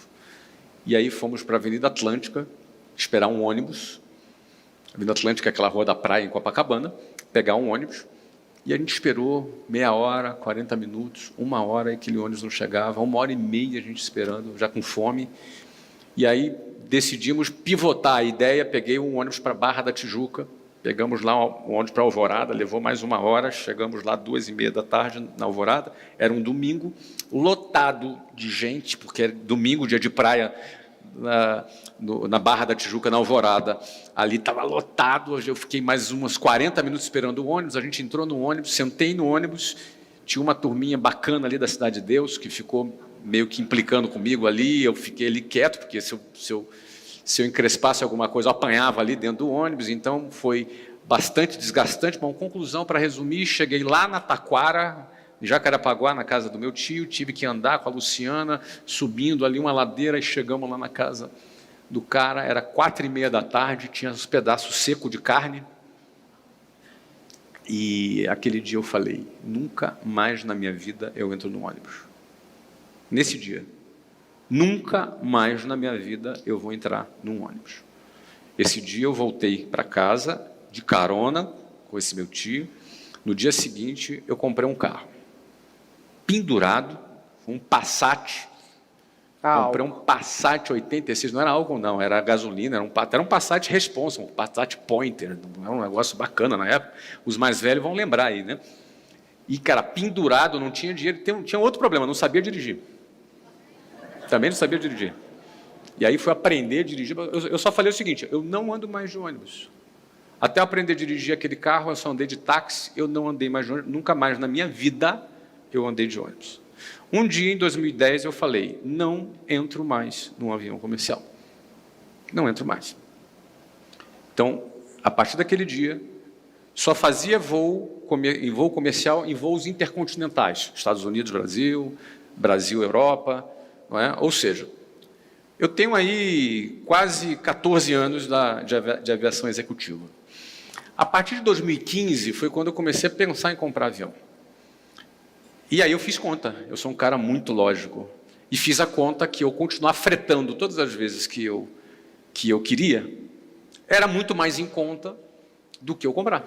Porque quando você compra, você tem um custo de capital. Ou seja, você vai comprar um avião, 15 milhões de dólares, você deixa de ganhar 10% ao ano desses 15 milhões de dólares. 1,5 milhão de dólares é só o custo de capital. Fora o custo fixo, fora o custo variável, fora a depreciação. Porque as pessoas costumam calcular apenas o quê? O custo operacional.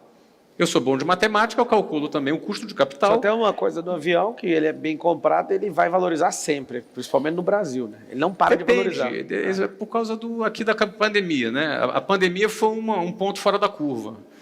Não é? A pandemia foi um ponto fora... Mas antes dele, toda a aviação, eu não voo há mais tempo que você, mas virei aviador nisso, eu não vi uma curva de 2008 para cá, avião desvalorizando. Talvez uma compra mal feita. Uma compra bem feita, só assim, ó, só valorização. Claro que tem a depreciação do motor e tudo. Você tem overhaul, você tem todo o já custo. Fiz 2 vezes, nem tem medo, eu já entendi o jogo. O custo você faz, exatamente. E eu nunca comprei, entendeu, Pablo? Nunca comprei. Então, eu vou fretar, vou sempre fretar, sempre fretei. Aí o que eu me convencia para fretar?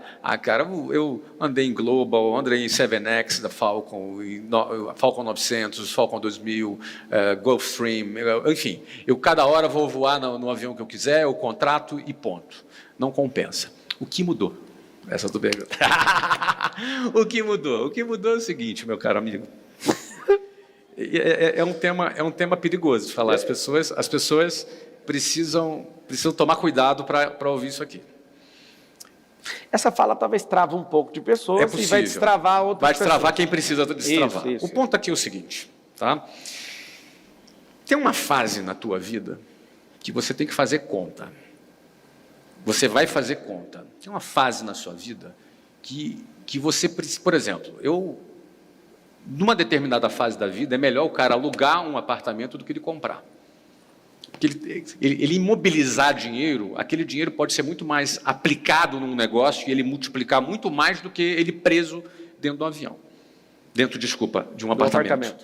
Tá? Então, tem uma fase na sua vida que é assim, que você precisa fazer um cálculo para ver qual é a atitude que tu vai ter para que você gere mais riqueza e esse acúmulo de riqueza. Só que tem um ponto. Esse acúmulo de riqueza é para quê? Para que serve esse acúmulo de riqueza? Para que é? Acúmulo de riqueza é para quê? Número 1, para você beneficiar a sua família. Você trabalha pelo teu filho, pela sua mulher, pelo seu filho, pela sua família. Então, você tem que equacionar o que eu quero deixar para o meu filho. Eu quero deixar o suficiente para ele ter uma vida boa, mas que ele precise trabalhar. Que ele não fique um parasita de herança. Então, eu vou ter um planejamento sucessório. Então, parte da riqueza que tu constrói é para um planejamento sucessório.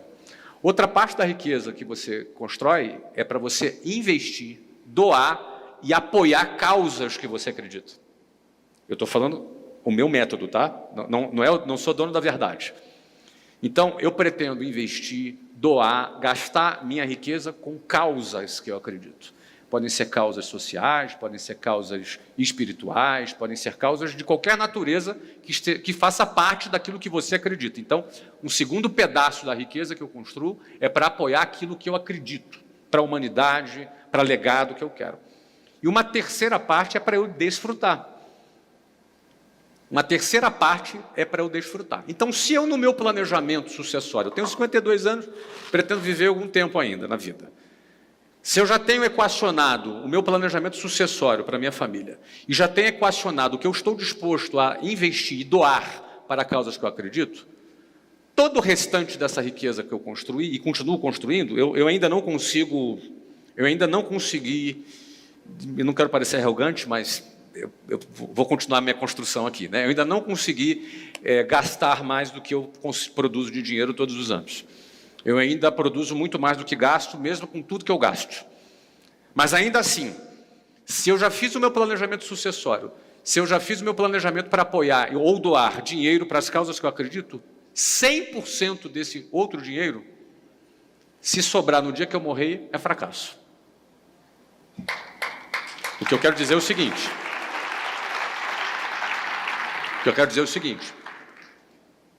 Esse dinheiro tem que ser zero. Eu tenho que terminar a vida com zero. Porque se eu já fiz um planejamento sucessório, se eu já fiz um planejamento... É forte, né? Se eu já fiz um planejamento sucessório, se eu já fiz um planejamento de doação para as causas que eu acredito, qualquer dinheiro que sobre na minha conta no dia da minha morte é fracasso, é desfrute que eu não tive. Nesse ponto, o que significa dizer... A partir de uma fase da vida, e tomem cuidado para entender isso que eu estou falando, porque muito provavelmente você não está nessa fase, eu já estou. A partir de uma determinada fase da vida, a meta é terminar com zero. Então isso significa o seguinte, eu preciso transformar toda a riqueza que eu crio em alguma coisa que eu vou desfrutar.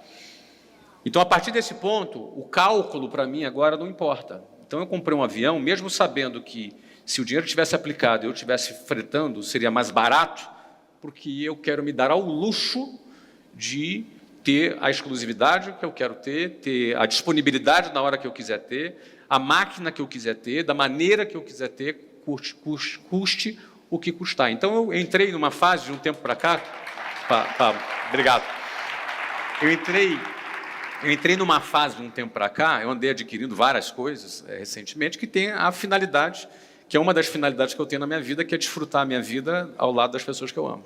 Então, agora, essa conta, que sempre foi muito importante para mim numa fase anterior, nessa fase agora, ela não é mais importante. Doeu, mas saiu. Doeu, mas saiu. Eu queria a resposta assim, 5 minutos para dar a resposta. Sabe por quê? Porque doeu nele. Ele já tinha o dinheiro. E é por isso que eu estava enchendo o saco aqui. Ele já tinha o dinheiro, mas não tinha a crença. Ele demorou a construir isso aí. Ele já tinha o dinheiro para fazer. Não, mas são fases, cara. Eu sei que é fase. É a fase fases. que você dá o braço a torcer. Não, mas não é dar o braço a torcer. Não, cara, eu sei, por incrível que pareça, cara, quando você tem muita... Sabe aquele cara que junta dinheiro, junta? É importante o cara estar focado no acúmulo, entendeu? A transição do cara que junta para o cara pensar assim, agora o meu objetivo é torrar isso aqui, nossa, a transição é uma mudança muito radical, entendeu? Eu estava lá em Dallas. Tem um livro assim, Morra com Zero. Isso aí está influenciando muita gente. Eu só tenho um cuidado com isso aí, eu acho massa a história do Morra com Zero, eu só tenho um cuidado que eu quero dar para todo mundo não entrar por um caminho achando que esse caminho é a diversão. Tem um viés, às vezes, comunista de não querer deixar nada para filho, não deixar legado e resolver com isso, ou então doar toda a sua fortuna. Eu tenho pensado diferente, tá? Só mais você ter uma causa que é automatizada e que faz gente prosperar. Eu sou mais você desfrutar a vida desde o começo, mesmo passando dificuldade. Porque depois, tendo muito dinheiro, você vai arrepender de cada coisa que você não fez. Tem um restaurante que eu tive covardia de levar a Carol, e no dia que eu prosperei, falei, vou levar, o restaurante tinha fechado, quebrado. Sabe, só se eu ir lá e montar o mesmo restaurante para dar o prazer para ela. Um dia ela falou, ontem eu entrei de sócio num loteamento do lugar onde ela queria ficar hospedada. Eu nunca tive coragem de ir lá. E tinha o dinheiro, mas não tinha a crença. Deixa eu te falar uma coisa. Se você tem os códigos para prosperar, não arrega para nada, não. Agora, não seja um aventureiro sem os códigos para sair numa aventura querendo quebrar aí você vai tudo. quebrar. Isso aí não é isso que eu estou falando. Esse é o perigo quando a gente fala sobre esse assunto. É, né? eu vi que você tomou esse cuidado. Eu tomo muito esse cuidado porque, por exemplo, Pablo, eu lembro que eu abri minha empresa com um cheque especial de 12%, eu tinha 23 anos. E você não recomenda para ninguém. Eu não recomendo para ninguém, mas faria de novo. Pois é, mas se você recomenda isso, a pessoa surta, porque ela Tem vai gente dar que errado. surta, a gente precisa ter responsabilidade, mas foi o que eu fiz, é a minha história. Por exemplo, eu abri a segunda filial no cheque especial em São Paulo. E depois que eu abri a segunda filial no cheque especial, eu comprei um apartamento do cheque especial também. Aí viciou. E aí o que acontece? Não, aí depois eu, paguei geral. Eu me garantia. Vai fazer isso sem se garantir. Vai fazer isso sem vender. Eu gerava receita. Eu para contar esse tipo de situação, eu tenho muito cuidado. Por quê? Porque às vezes o cara ouve a gente falando aqui, cara, já sei, cheque especial. Aí se ferra. Você entendeu? Então tem que tomar muito cuidado. Você tem que ter a ferramenta. Eu fui um cara que cresci muito rápido, com 23, 24, 25, muito rápido. Entendeu? Mas eu tinha a ferramenta. Eu tinha uma máquina de geração de receita, de venda. Sempre foi a minha fortaleza, entendeu? Então tem que tomar muito cuidado com esse ponto. Agora, sempre fui também muito matemático, né? Não faça uma dívida que essa dívida não se paga automaticamente ou não te obriga a trabalhar a ponto da energia que você está gerando com essa obrigação pagar essa conta automaticamente. Ou é você produzindo, uma tecnologia produzindo, ou um grupo de pessoas produzindo. Nunca faça isso.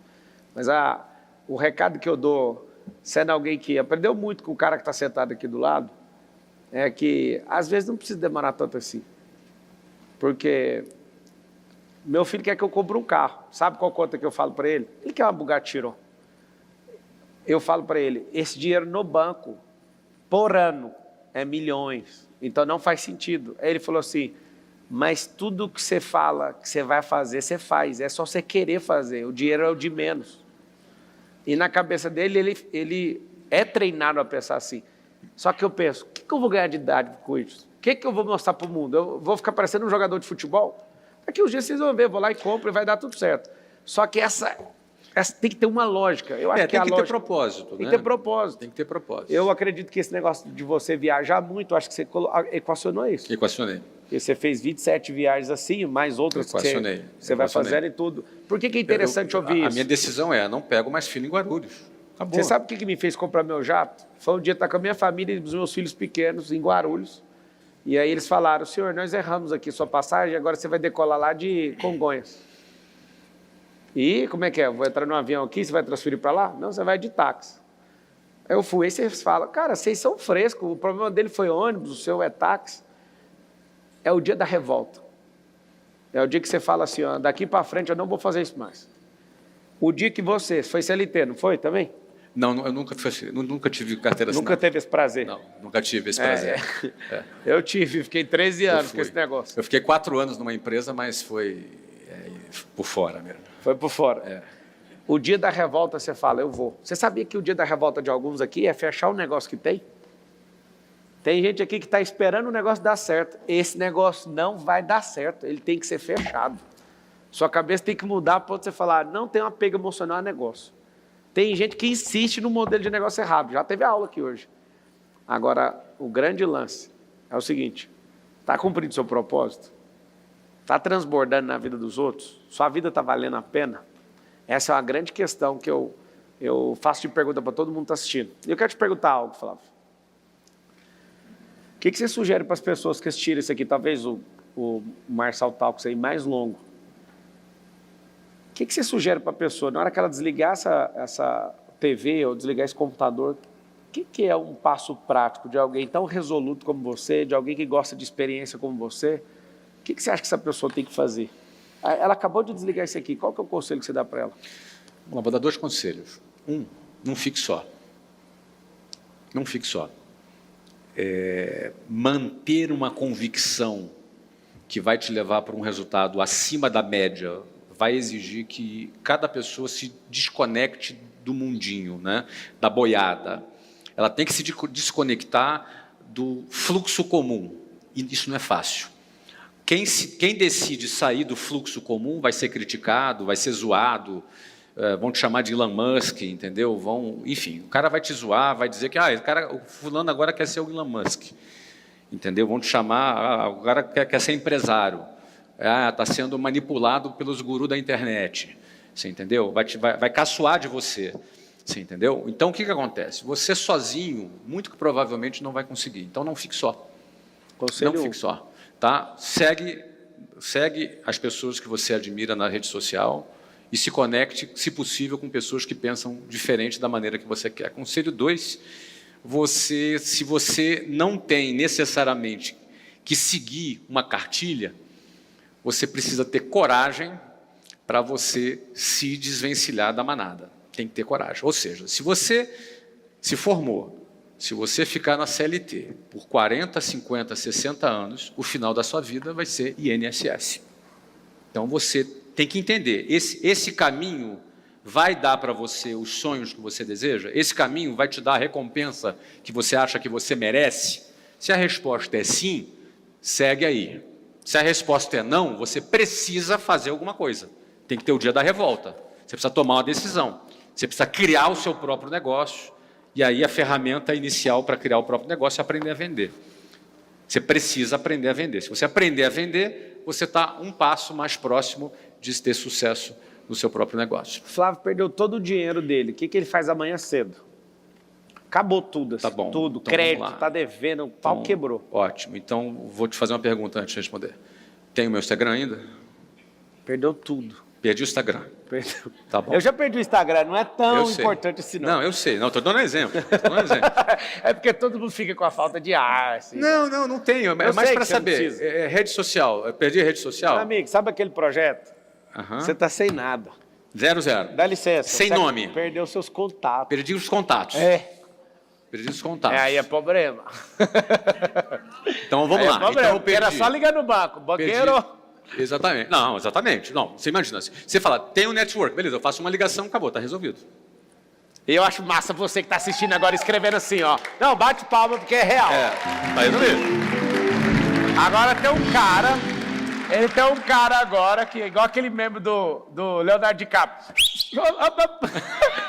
O cara pulou no sofá e falou, mentiroso! Deixa eu te falar, é desse jeito. É desse jeito, cara. Esse cara já fez você o quê? Faz uma ligação pro cara e fala assim, olha, vou fazer um projeto tal. Quer vir? Quero. Ele não vai dar uma dica do cara do Voyage de novo, né? Não, cara. Porque Esse que pulou do sofá, você não entendeu. Tá. Quando você constrói, isso é know-how, isso é sabedoria, isso é crédito, isso é um negócio que ninguém apaga. Agora, não Sem tenho nada. Nada? Porque é isso, se você der a resposta, então se a pessoa entender, ela pode seguir. Tá, ué. beleza. Aí, então deixa eu dificultar um pouco. Então vai. Não posso nem usar a minha cara. Aí, beleza. Dá nada. Nada. Então, o que eu faço? Você só vai ficar com o sobrenome Silva. Silva, e tem que trocar de nome. Não, outro nome. Tá bom. Giovanni da Silva. Giovanni da Silva. Isso. Tá legal. Eu crio um avatar em inteligência artificial, abro uma rede social com esse avatar, tenho o meu conhecimento? Pronto. Com todo o conhecimento que eu tenho, esse avatar, eu vou construir esse avatar em cima da inteligência artificial e vou de cara fazer muito rapidamente, quando tiver um público pequeno já faço um curso rápido desse conhecimento que eu sei, que eu tenho, lanço ele e já faço 1 milhão, assim, rápido. No primeiro mês já faço 1 milhão rápido ali. Você vê que ele é humilde, que eu faço no mesmo dia.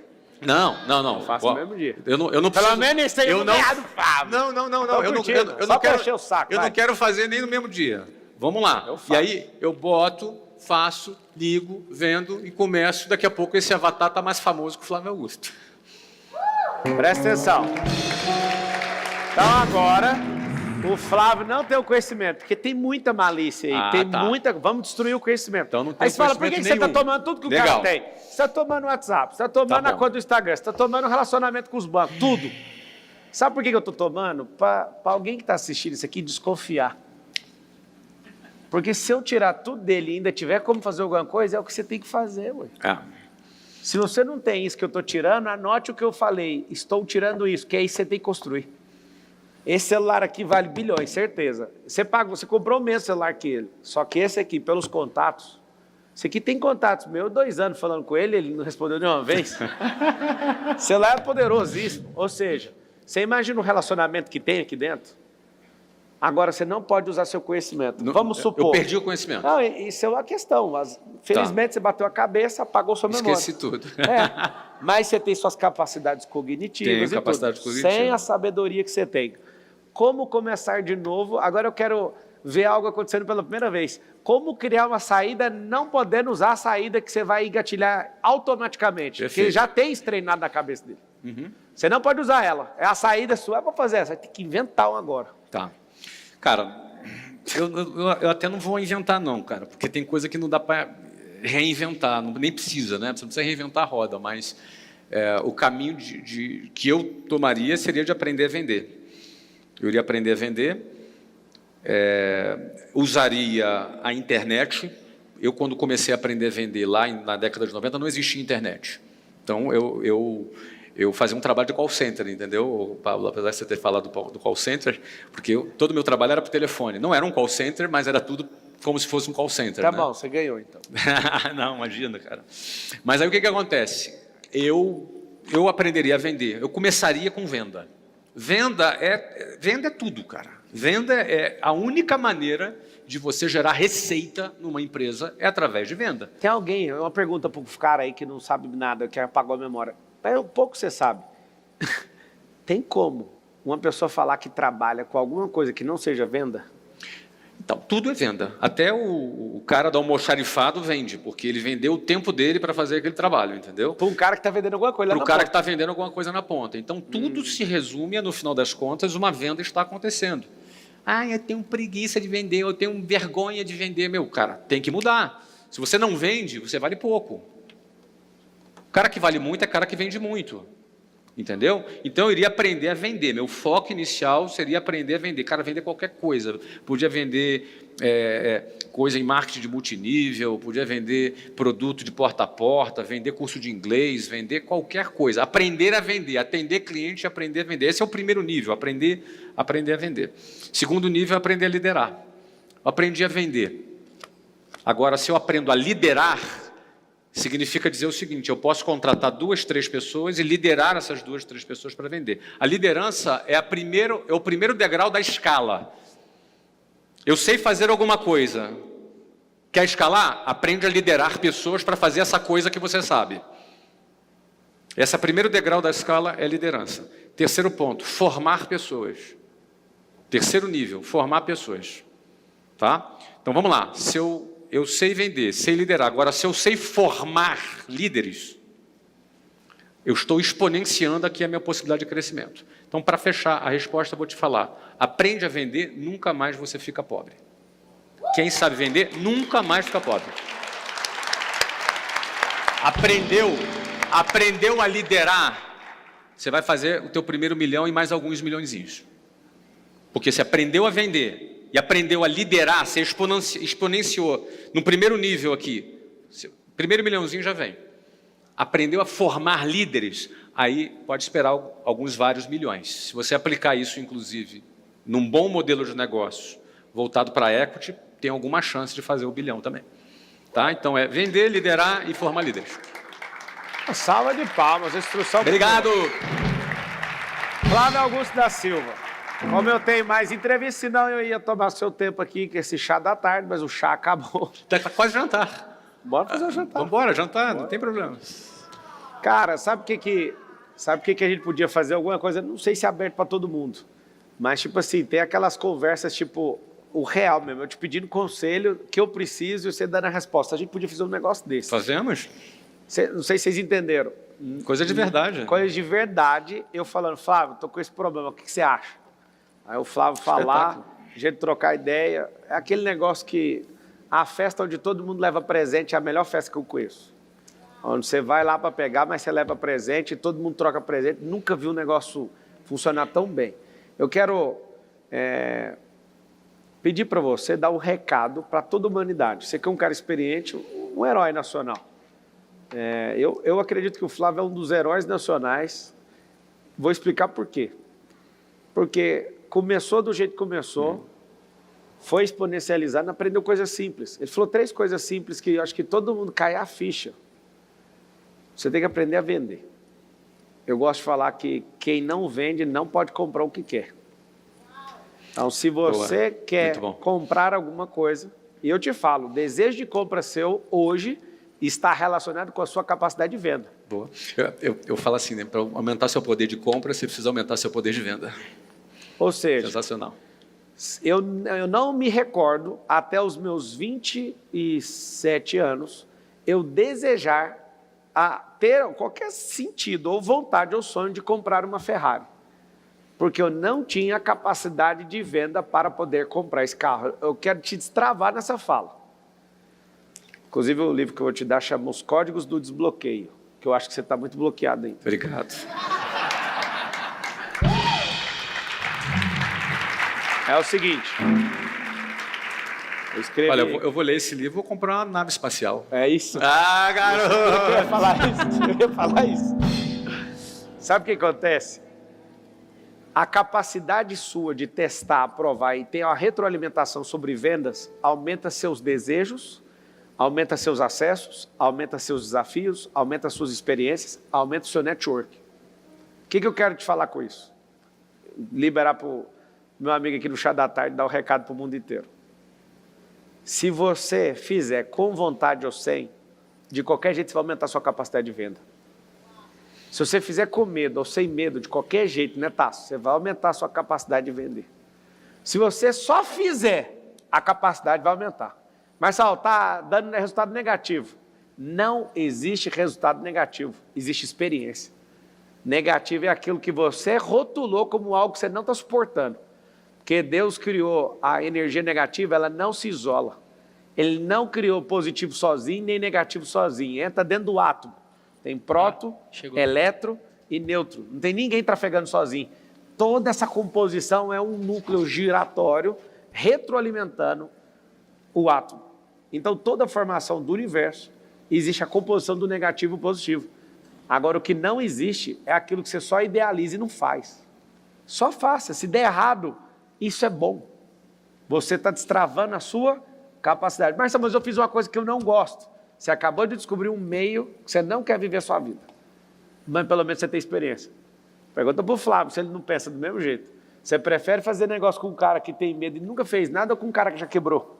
Um cara que não tem medo, cara. Um cara que pode até ter quebrado, não tem problema. Qual que é o problema disso? Agora você é tão perfeccionista que você não faz com medo de quebrar. E a gente está escolhendo o cara que quebrou, porque a gente tem certeza que ele não vai quebrar naquilo. Ele pode fazer de outro jeito, mas nós vamos juntos. Então, isso aqui não é uma entrevista, é um chá da tarde mesmo. Eu tenho um prazer muito grande de ter um cidadão do nível do Flávio. Eu acredito, Flávio, que o que você viveu até agora, eu estou vendo que você está crescendo muito. E esse crescimento mostra que o que você viveu até agora não é nem a sombra do que há de vir. Eu acredito de verdade que você é um patriarca desse tempo, alguém que está disposto a ter o coração correto para ajudar os outros. Eu amo ver esse coração seu, poder ter esse acesso. E eu quero que você transmita isso para as pessoas. Que você... eu sei que você não vai gostar do que eu vou falar, mas um dia eu quero te ver presidente do Brasil. Sei que não é a sua vontade, nem... A última vez que você falou isso, você lembra que eu respondi, né? Mas eu vou falar toda vez que eu quiser. Eu falei, tá amarrado. Eu falei, tá amarrado. É só amarrar num partido, amarrar num povo e sentar na cadeira. Sabe por quê? Nós, brasileiros, a gente precisa de olhar para pessoas assim e falar, mano, nós temos que incentivar. As ligações que eu recebi de todo mundo quando eu falei, vou mexer com política, amiga, é desanimador demais. E o meu alvo na política é entrar, sair e empurrar a gente lá para dentro. Para quê? Para pegar esse know-how e falar, pelo amor de Deus, liberta um povo. Eu sei que você falou isso agora, mas vai ficar registrado, tá? Não tem problema. Manda seu recado lá, que uma hora vai Posso sobrar para você. essa câmera aqui? Fala, se quiser, é o chá da tarde, faz essa aqui. Faz nessa aqui, ó. Vou falar com essa câmera, vou até chegar um pouquinho para frente. Pra falar, vendedor, desgramado. Para falar com você. Eu vou falar contigo que está assistindo a gente. Você chegou até aqui ao final e eu tive a oportunidade de deixar uma mensagem para você. Você tem toda a vida pela frente para realizar tudo que você deseja, para você, para sua família. Eu só peço a você que não deposite essa esperança na mão de nenhum político. Não deposite essa esperança na mão de ninguém que chegue te fazendo promessas para te arrancar um voto um dia. Deposite essa esperança, em primeiro lugar, em Deus. Amém. Em segundo lugar, na capacidade de você trabalhar e produzir. E aí, cara, entra a minha missão de vida, que é dizer para você que você tem toda a capacidade necessária. Deus te equipou com tudo que você precisa para você transformar a sua realidade. De repente você está passando um momento difícil, de repente você está até sem esperança, mas você tem tudo que é necessário. Talvez sozinho não consiga. Se conecte comigo, com o Marçal, com outras pessoas que podem te incentivar, pegar na tua mão e te ajudar. Mas você precisa acreditar que você tem tudo necessário. Não se iluda com promessas de pessoas que aparecem por aí, de vez em quando. Acredite que você tenha essa capacidade. Só que, além disso, você vai se surpreender que você também vai poder chegar num ponto que você vai transbordar da sua vida essa capacidade e você vai poder ajudar a milhares de pessoas. Eu não sou melhor do que você. Eu andei de ônibus cheio, eu já chorei dormindo, já tive medo do futuro, já tive inseguranças, já me achei desajeitado, desengonçado, feio, sem capacidade para fazer aquilo que eu queria. E se eu conseguir, você também consegue. É isso que eu gostaria que você saísse aqui dessa entrevista com essa certeza dentro do seu coração, tá bom? Esse é Pablo Augusto da Silva.